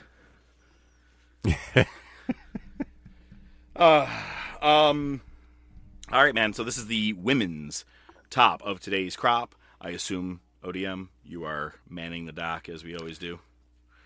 Yeah, I'm guessing most of these ladies don't have any crops, but it's just a guess. Top of today's boobs. No. Top twats? Well, it's funny because it's like, well, which are real, which aren't. That would actually be a longer fucking topic. It would take a longer time. I think Bailey might have gotten some work. You see her on Bro! I was like, the tits. Hey, Zeus. The T got bigger than the B. For real. She had a huge ass, and all of a sudden I was like, what ass? Well, that's not normal. That's new. Someone's playing with the 2K game a little bit differently on their body. It's like weird science. Oh, man, that was... yeah, good call. Thanks for bringing that up. All right. Whew, I need a minute here. Well, bless you. All right, so with the women's crop, same thing as last time. Who had a pretty good 2024 is about to be killing it in 2025 with our prediction, who we feel is, really the best of the best, right? So we don't need to really rehash those rules. We'll dive right into that first round. By the way, it is a 64-women tournament, but I can promise you this is going to go way faster than the men's. And it's not because it's women's wrestling. It's just there's a lot that aren't, that great. Yeah, they're on the list to fill a spot. Yep. Yeah, I had to get to 64 somehow. Taya Valkyrie, there's your first one. John Morrison's wife. That's all I think I know her as now. Yeah, pretty much. She joined AEW at one point, and I think that was it. I think maybe did some stuff in Ring of Honor. And Gaiulia. So I'm going to go ahead and say Gaiulia moves on. Yes, Julia will move on. Which, for NXT last night, did you see Stephanie Vaquer had to do 2 title defenses in one night? I did see that, yep. Chris Statlander and Jada Parker. Hey, Miss Parker. Miss Parker! That was good. That was a really good job. I don't know. I think Jada Parker is pushed a little bit more on NXT. Chris Statlander is just, she's not being used, or anybody in AEW really in the women's roster is not being used unless you're Mercedes or Toni Storm. Yeah, here's the thing. Chris Statlander, if she got released today and was picked up by NXT tomorrow, and she was given time to train properly and get some good matches in NXT, I would say Chris Statlander would be the pick. But I don't see that happening. So I'm going with Jada Parker. She's a homegrown girl to AEW. Dakota Kai and Nia Jax. Well, I don't want to piss off Wheezy, but I think this is a slam dunk. It's Dakota Kai. My ass. We both know it's not Dakota Kai. Nia Jax is still doing the monster role. Dakota Kai is likely going to get injured between now and the end of this episode. Yeah, probably. Actually, that's a good point. I just don't like. I just hate Nia Jax. So, and again, be biased. Not for the obvious reason. She's fucking terrible. I can be biased as much as I want. Fuck you. Well, the Triple B in many ways, Bayley, against Cora Jade. Cora's actually been having a pretty good year so far. She's gone and done a lot of stuff, not only in NXT, but also for TNA. She's done a lot of, she did like 2 different pay-per-view appearances for them already. But she's still not on the level of the work that Bayley has had done, or has been doing.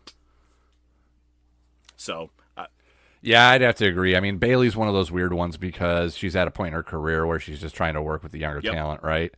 But I just don't see Cora Jade taking off that much that quickly to overshadow what Bayley's going to do. Hey, maybe Bayley could turn heel again soon. The way she saved Lyra Valkyra on Raw, there's a chance that maybe she could turn heel on her.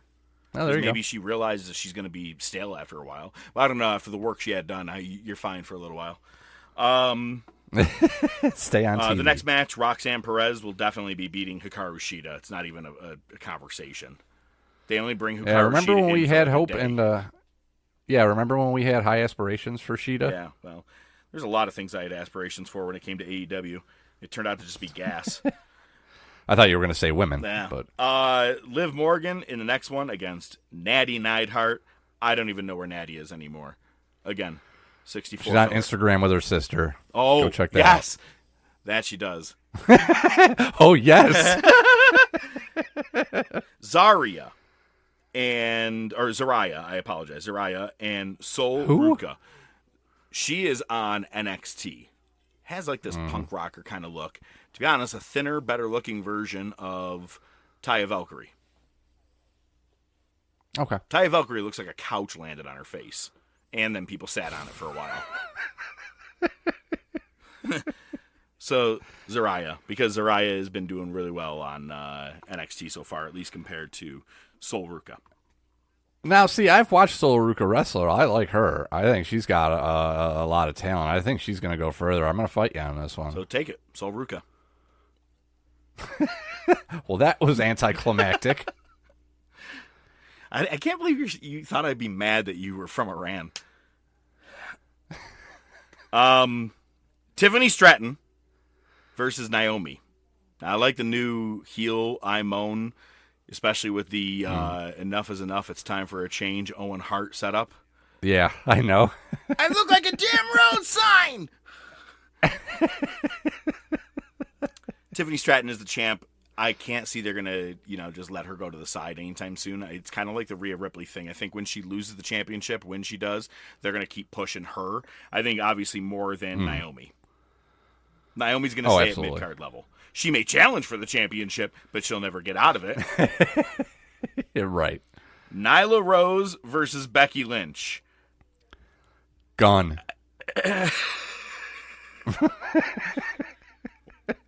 One needs a cookie and the other. So, let me just say that neither has really been on TV. Mm-hmm. So I'm actually going to call that one a draw. Just leave it blank? You get a bye for the next one? It's a fucking bye for the next one. It is, because honestly, Nyla Rose is barely on TV anymore. If she does anything, I haven't seen her on in a very, very long time. And the only thing, not being funny, the last thing I saw of Nyla Rose was her and Thunder Rosa making out on the Jericho Cruise. Mm-hmm. And Becky Lynch, I haven't seen and also have not wanted to see her since maybe last year's WrestleMania? I can't remember last time I even saw her, nor do I care. So that's a draw. Exactly. Oh, that was nice. In the doc, you wrote gun. Oh, nice. I'm going to wonder who that is in the next round. Nikki Cross versus Mercedes Moné. I have to do it only because of it's the truth. Nikki Cross isn't on TV. Mercedes has to move on. Yeah, no, I hate it too. So can we pick Gun in the next round? It's them against each other. It's Gun and Mercedes. The result, boom. Jesus Christ. That may be my favorite thing that was happened on Your Naturally. Okay, Shotzi Blackheart versus Jordan Grace. Shotzi's been off TV a very long time, I think, with an injury. So not unfortunately, for her, but Jordan Grace will definitely be moving on. Yeah, Shitzy Blackheart. She did it one time. You know what? And OnlyFans made a lot of people a lot of fucking money. All right, I'm not gonna tell you what I dipped my dick into. Oh God. Camille versus Tatum Paxley. Oh, I'm fucking blind. Sorry. Whatever. Oh, why God, am I blanking? What is it? Men in tights. Here's your knife. Yes. Sword. Whatever. Yeah, there it is. Paxley versus Camille. I want to say Tatum Paxley. For what she's been. I know. She's been a part of TNA, if I'm not mistaken. Right. I know Camille's been involved in this whole bullshit with Mercedes Moné, but she was just in the Queen of the Ring movie. I feel like she's getting some exposure, and she might be able to escape AEW and make a better year for herself. Paxley seems like she's just another person that's going to get lost in the shuffle. So I think Camille has an advantage there. I'll give it to you, but also are you saying that Camille just finally found out that they know what the result of the match is before? That was not her. That was not her. That was thankfully horrible. Did you see somebody was trying to defend her? No, and I don't even want to hear the fucking defense. It was enough. Yeah. It was Jesus Christ. Actually, when I got here, they told me I would never win a match. Jamie Hayter versus Rhea Ripley. Hayter's been, if I'm not mistaken, she just got released by AEW. She just got released, yeah. Yeah, so definitely mommy's on top for that one. Or as EO calls her. No, I did it once. That's enough. Alexa Bliss and Zoe Stark. I got to actually give this one to Zoe because even though Alexa's going to be making a comeback here, which could be good, Zoe's on TV. She has good matches at least. What's funny is that I just realized she wasn't Zoe. Yeah, Zoe's a part of the team with. It was a lesbian team, right? Yep. And DeVille just Pure got fired. Fusion Collective, the worst fucking stable name ever. Yep. And then DeVille just got let go. Mm-hmm. Yep. I guess we still give it to Zoe Stark. I would say Bliss, but I'll give you this one. Yeah. Well, I gave you. You're probably right. Zoe will probably get more TV time than Bliss. Who knows what her role is going to be moving forward? Seems very up in the air at this point. Right. And I gave you the gun. Kairi Sane and Julia Hart. Is Kairi hurt right now? Yeah, they wrote her off. Oh, remember somebody smashed her hand in the equipment case? Yes, that's right. Yeah. Man, with her and Asuka, I'd like to see them both come back and at least beef up the women's tag team division. I still would put Kairi Sane over Julia Hart even while Kairi's injured. She'll still come back and probably be better off. Julia Hart seemed like she was getting a push and going places, but it's AEW, so we're the best. Well, and then with the whole House of Black dying down, she hasn't been doing shit on TV.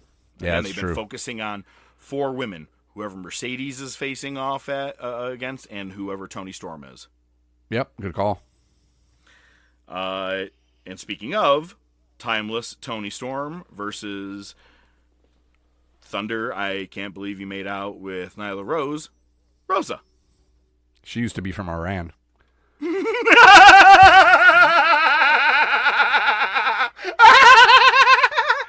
my God, they worked out so well. I don't care. No problem with me at all. I feel like we need to tell everybody it's a throwback to the IT crowd where she said she used to be. We'll leave it at that. Yeah, okay. Oh, Jesus. By the way, I had to have fun with the last week's audio with Toni Storm in the beginning. With gloss in my ass, this pussy. Candice LeRae and Britt Baker. Candice LeRae is your current speed champion. Oh, my God.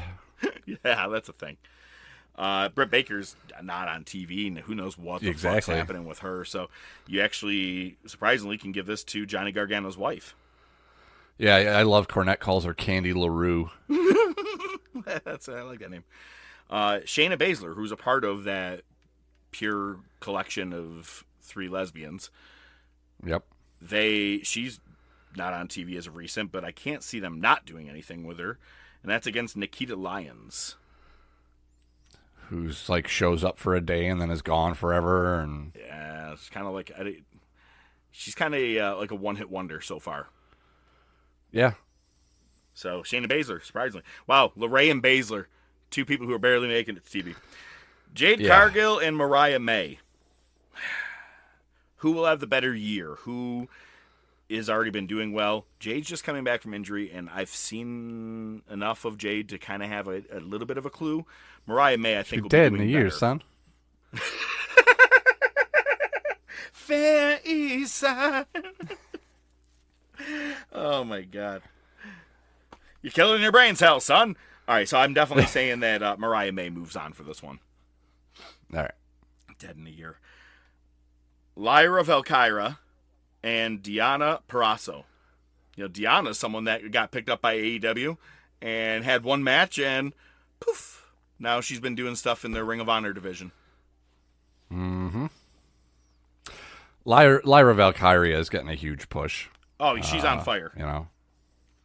I love a good typo. Athena, who is your Ring of Honor champion, versus Ipo Sky. I'm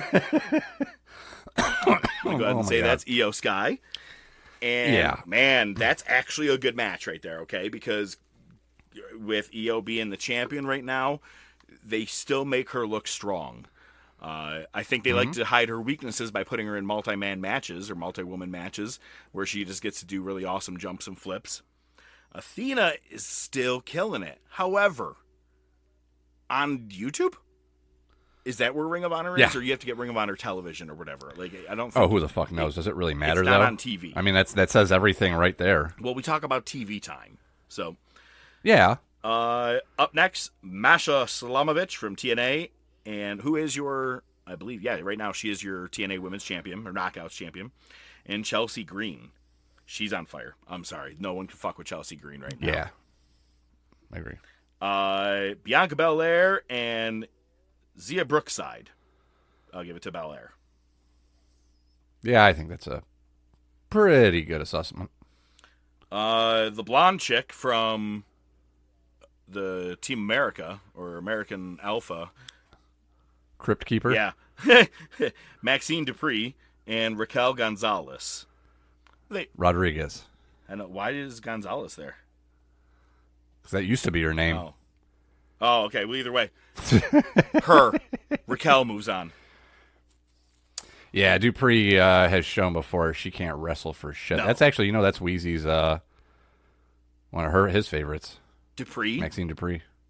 Yeah. He's just got a slew of things that he's into. Fetish. I got fetishes. I like to be bound. I like to be taped and bound. I keep telling him. Her clit's probably so big it probably looks like a dick. Undersized dick, but yes. Anyway, Tessa Blanchard versus Stephanie Vaquer. Was that a Clerks 2 reference? Yes. I like that. You told him? Oh, he's my best friend. I had to tell him.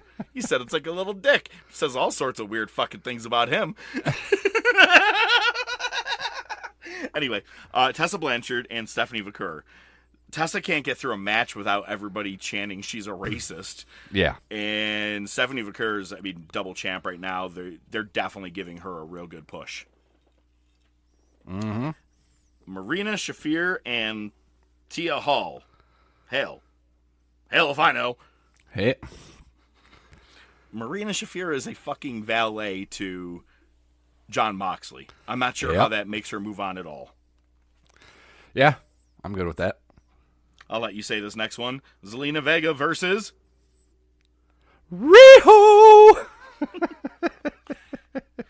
Yeah, we steal it from Cornette, but that's a fucking funny one. That's too good a one. Hey, we always give props. Zelina Vega, because Riho's, again, one of those people they just bring in for like a month or two. Like, oh, your visa's good for a week? We got plenty of time. Lash Legend. And Piper Niven. I say Dewdrop. Yeah, definitely. Sadly, I missed that name all of a sudden. Piper. Yo, who was drunk writing this? Anyway, Ivy Nile versus Charlotte Flair. Ivy is on Raw doing a lot. She actually challenged for the Intercontinental Championship. Charlotte Flair just came back with that new face, and I'm not sure how long she's going to be around. I could probably say to have a better 2025, though, is probably going to be Charlotte Flair. Yeah. Harley Cameron, the one that plays with puppets. Yep. And Rosemary and her baby. Rosemary from TNA. I got you. Yeah. Rosemary's actually pretty well pushed on the TV, but she's kind of like the Nikki Cross of it all. You know what I mean? Like, she's not going to be your next champion. Harley, I think they're trying to do stuff with her. I really do for AEW. Yeah, I agree with you. It is AEW, though. She'll be fucking loser push in about a week or two. She'll be dead in a year, son. But yeah, there you go. Emi Sakura and Wendy Chu. Chu! Still one of my favorite things. Hey, Chu, we got one for you. Come on over here. So, yeah, I would say Wendy Chu just because, Yeah, Emi Sakura's the one that dresses up like Freddie Mercury, right? Yes. You know who I miss seeing on here who should have just had an automatic push in a championship was Abaddon. Yeah. I mean, she looked like a freak, and I was like, nobody else looks like her. That's awesome. Then you see her without makeup, you're like, no, that's not you. Right. Willow Bertha Faye and Serena Deeb. Shockingly, this one goes to Bertha Faye. Yeah, it kind of has to. Man, she had a great career and still going. So we're on to the next round. Jada Parker and, we'll say her name correctly, Julia. Julia definitely is going to have a better year. Nia Jax and Bayley. Funny, a match that we've seen a bunch of times too. Who will have the better year at this point? I feel like Nia's going to be coming down. Like she had the world title match at Elimination Chamber last year. She had multiple championship matches. She's also been the Queen of the Ring. I think she's going to start to come down a little bit and let other people get up in the ranks. No, I agree with you. Yeah, I don't think there's really much of an upswing left for her. It's going to have to be one of those things, go away for a while and come back. Which is what or actually just stay makes away. it, which worked. Girl, don't go away, man. Just go away. Roxanne Perez and Liv Morgan. I can't see the brakes being put on to Liv Morgan anytime soon, but Roxanne Perez is a pretty good up-and-comer. She is. There's a lot of good stuff on the horizon for her. The question is it going to be to the level of what Liv's doing? Not to the magnitude and what will be a difference maker, I don't feel. Agreed. Yeah, Okay. I think the money maker is Liv right now. Tiffany Stratton against Sol Ruca. Again, it's kind of the same thing for Tiffany. I think when she drops a title, there's not going to be... She just goes to the wayside and we never see her again. Or we could. I don't know. It's been a lot of money in the bank, people. Wait a minute. You're saying Sol Ruca would move on ahead of Tiffany Stratton? Oh, no. I'm saying I don't think that they're just going to throw Stratton to the side. So I think okay. that she'll have agreed. a better year. Absolutely. Gunn versus Mercedes Moné. Gunn. I swear to God, how that even happened is beyond me. That's just so perfect. You know what? Tournament's over. Jordan Grace versus Camille. Jordan's going to be unstoppable right now. Yeah. I agree with you. She's, Talk about a push. As much as I think Rhea Ripley is maybe getting a touch stale, it's her and Zoe Stark. I think Rhea Ripley goes over. Yep. Kairi Sane and the one that is no pussycat but had tobacco dripping down her back. I think Toni Storm. Yeah. Candy LaRue and Shayna Baszler. Oof. LaRue's doing the sidekick gimmick with Nia, and Shayna's in limbo tag team and has never really gotten the push that she kind of deserved in my eyes. And I don't see that changing. It's actually going to go on. So, I mean, I do too. You're right. I think the last thing we saw decent of Shayna was her having a match with Ronda Rousey, which still sucked, but yeah, it was her last marquee name thing. Pretty much, yeah. Mariah May and Lyra Valkyra.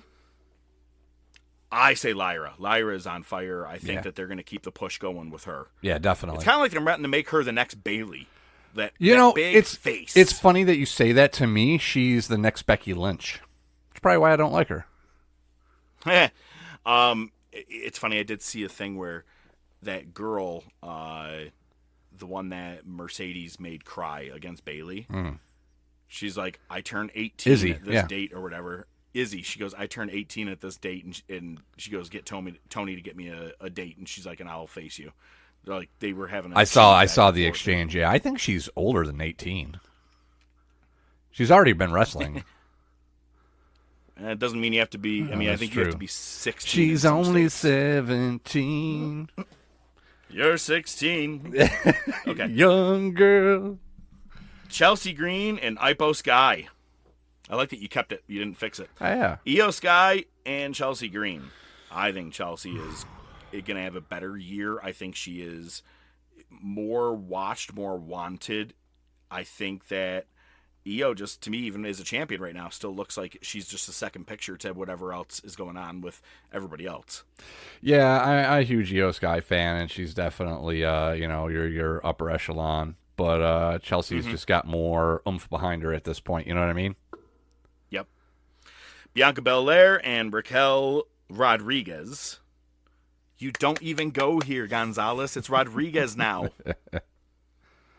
I would say Bianca. Even though Raquel is a tag champion right now, I would say Bianca will probably still get pushed closer to the world title than Raquel will. Yeah. And I don't think Raquel is going to pick up a mid-card title anytime soon. I think the tag team champion may be the highest we ever see from her. Mm-hmm. Probably.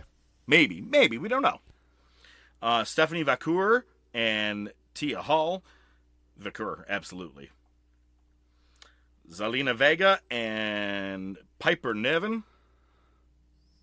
What are your thoughts? Yeah, that's a tough one because they're both sidekicks. She's both just a sidekick to the LWO is in Zelina, and the other one is to Chelsea Green. Yeah, 100%. And but the thing is that I personally kind of like Piper. I do too. The running gag since that one pay-per-view where she was up in the the suite with the guys. With every black person in the entire arena. Yeah. I'm going to stay here. But I think Zelina really does have a pretty good fan base. And if any one of them is going to get a push, it's probably Zelina. I agree. I think Piper's more is that sidekick right now anyway. Sidekick, side piece, whatever. Depends on who you're talking to. Harley Cameron and Charlotte Flair. Probably Flair. Yeah. Yeah. Wendy Chu and Willow Bertha Faye.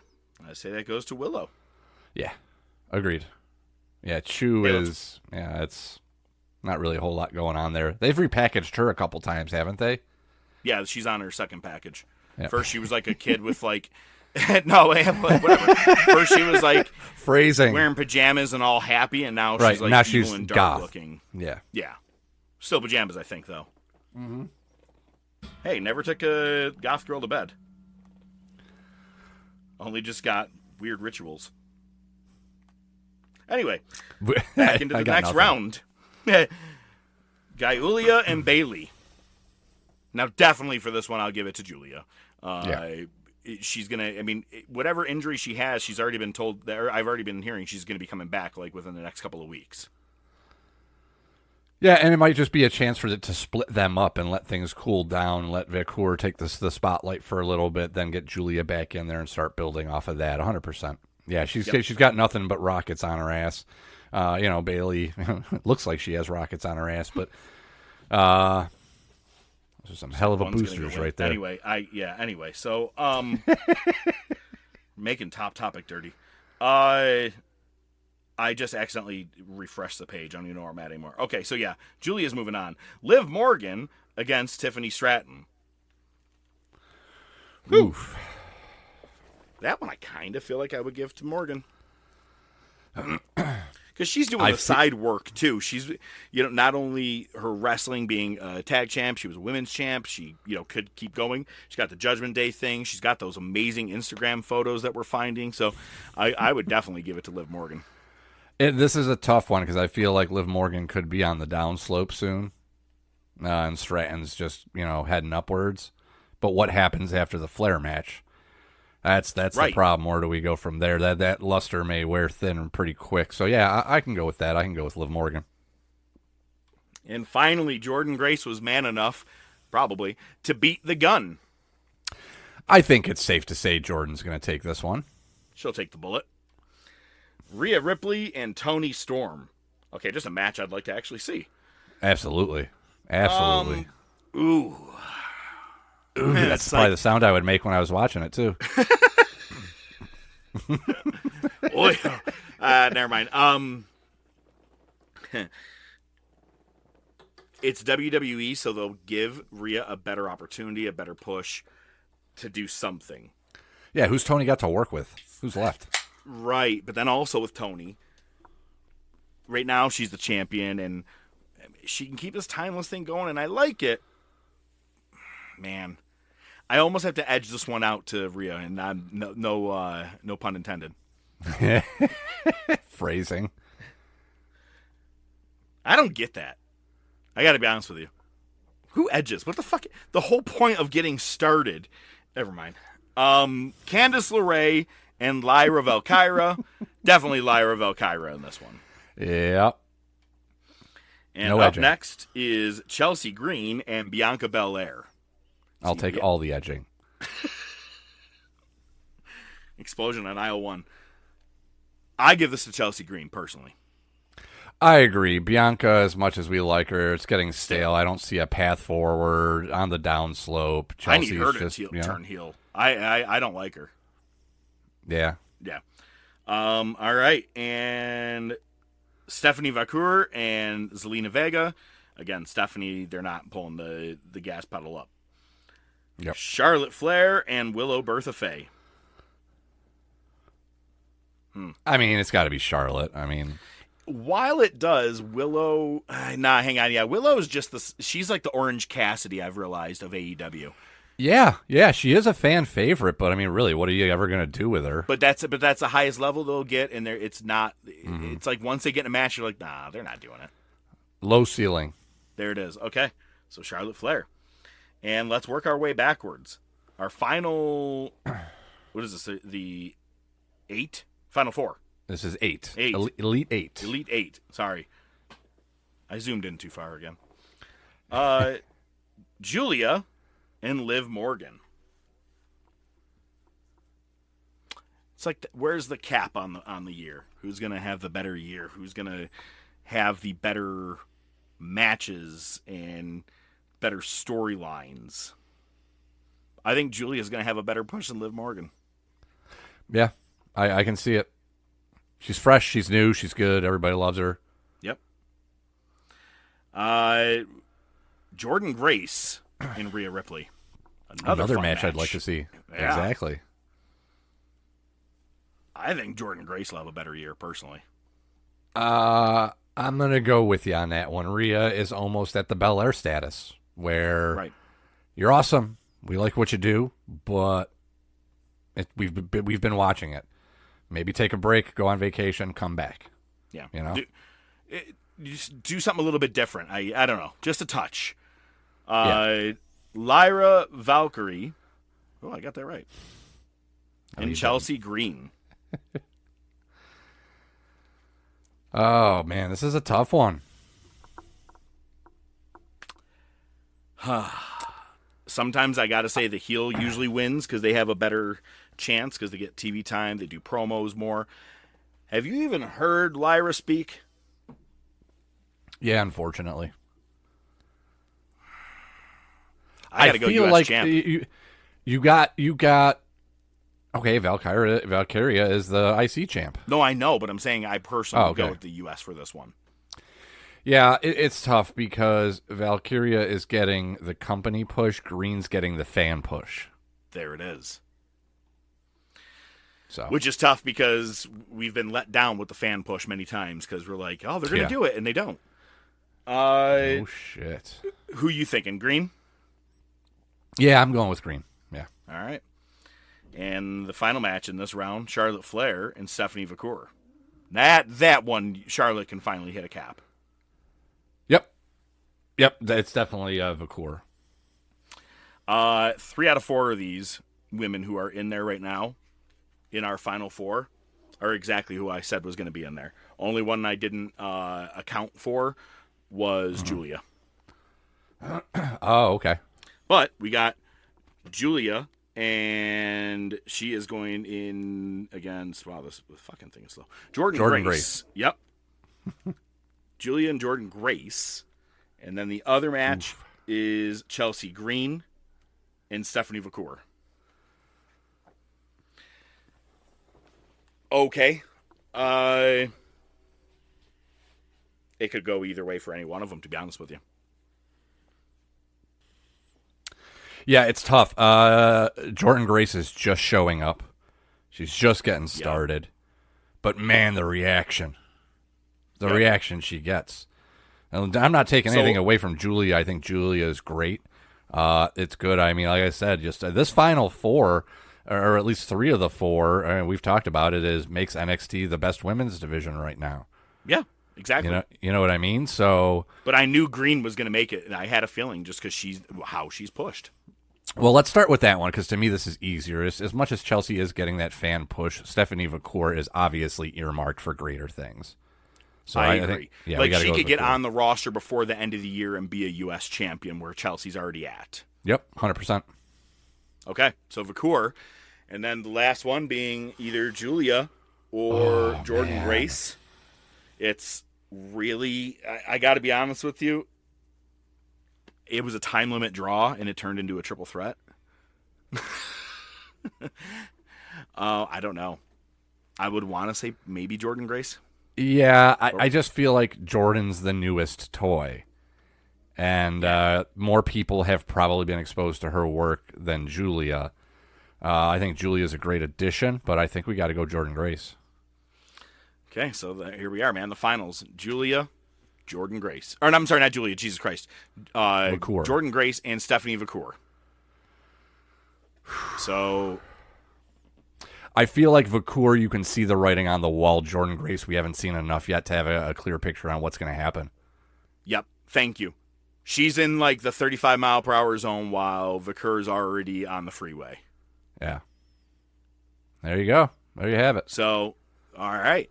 So, Braun Breaker was the one that won the men's tournament for us, and it's Stephanie Vacour, who we are predicting is going to have the better year of all the women. I think it's a safe assumption. Yeah, no, we know what we're doing. We we? don't use Adderall or Coke to judge our fucking minds. Just alcohol and weed. Well, I was like, during recording. Anyway. Again, next week is Ready to Rumble. Wrestling's not fake. I'm so excited. That's the one part I'm waiting for. All of it. I'm so excited to see just everybody in it. Man, and what's the? I always forget his name. It's Joe. Papa Piscopo? No, who's the guy that's in Bad Boys? He's the boss between Pantaleone or something like that. Joey Pants. Yep, that's the guy. He's Titus Sinclair. He's the GM. He's the Eric Bischoff of this WCW. Ah. Oh, it's going to be a good one. Crown him! Oh, so much fun. We'll be back with that next week. And then also we have WrestleMania 2000. That's on the horizon for us. And we'll also be hopefully talking about some more quick sniffs from Tony. I'm the Professor. I bid you a farewell. He's ODM. Here are his final thoughts for every Wednesday. Or well, not every Wednesday. At least this Wednesday. At least this Wednesday? It was a bad day of segues. Professor. I told you. Yeah. Well, thanks for nothing. I don't really have much to say other than I'm going to go think about Rhea Ripley and Io Sky. The Top of Wrestling Podcast is brought to you by The Top of Wrestling Podcast. Your hosts are the Professor Mark Fantasia and ODM The Doc Joe Rizzo. Feel free to reach out to the show by email at thetopofwrestling@gmail.com, on their Facebook page, Twitter page, Instagram page. Remember to subscribe, like, and share. You can listen to the show on most popular platforms, including iTunes, Spotify, Podbean, Amazon Music, Pandora, and YouTube. Without your continued support, it would be just some guys talking wrestling, which is pretty much what it is anyway. Good night, folks.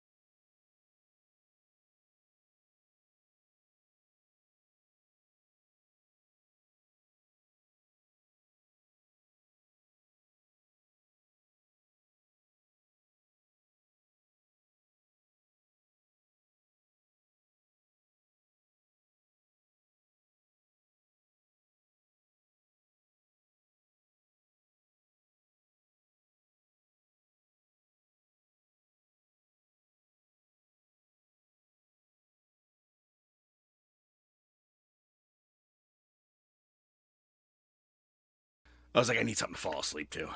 So I put on IT Crowd because we talked about it.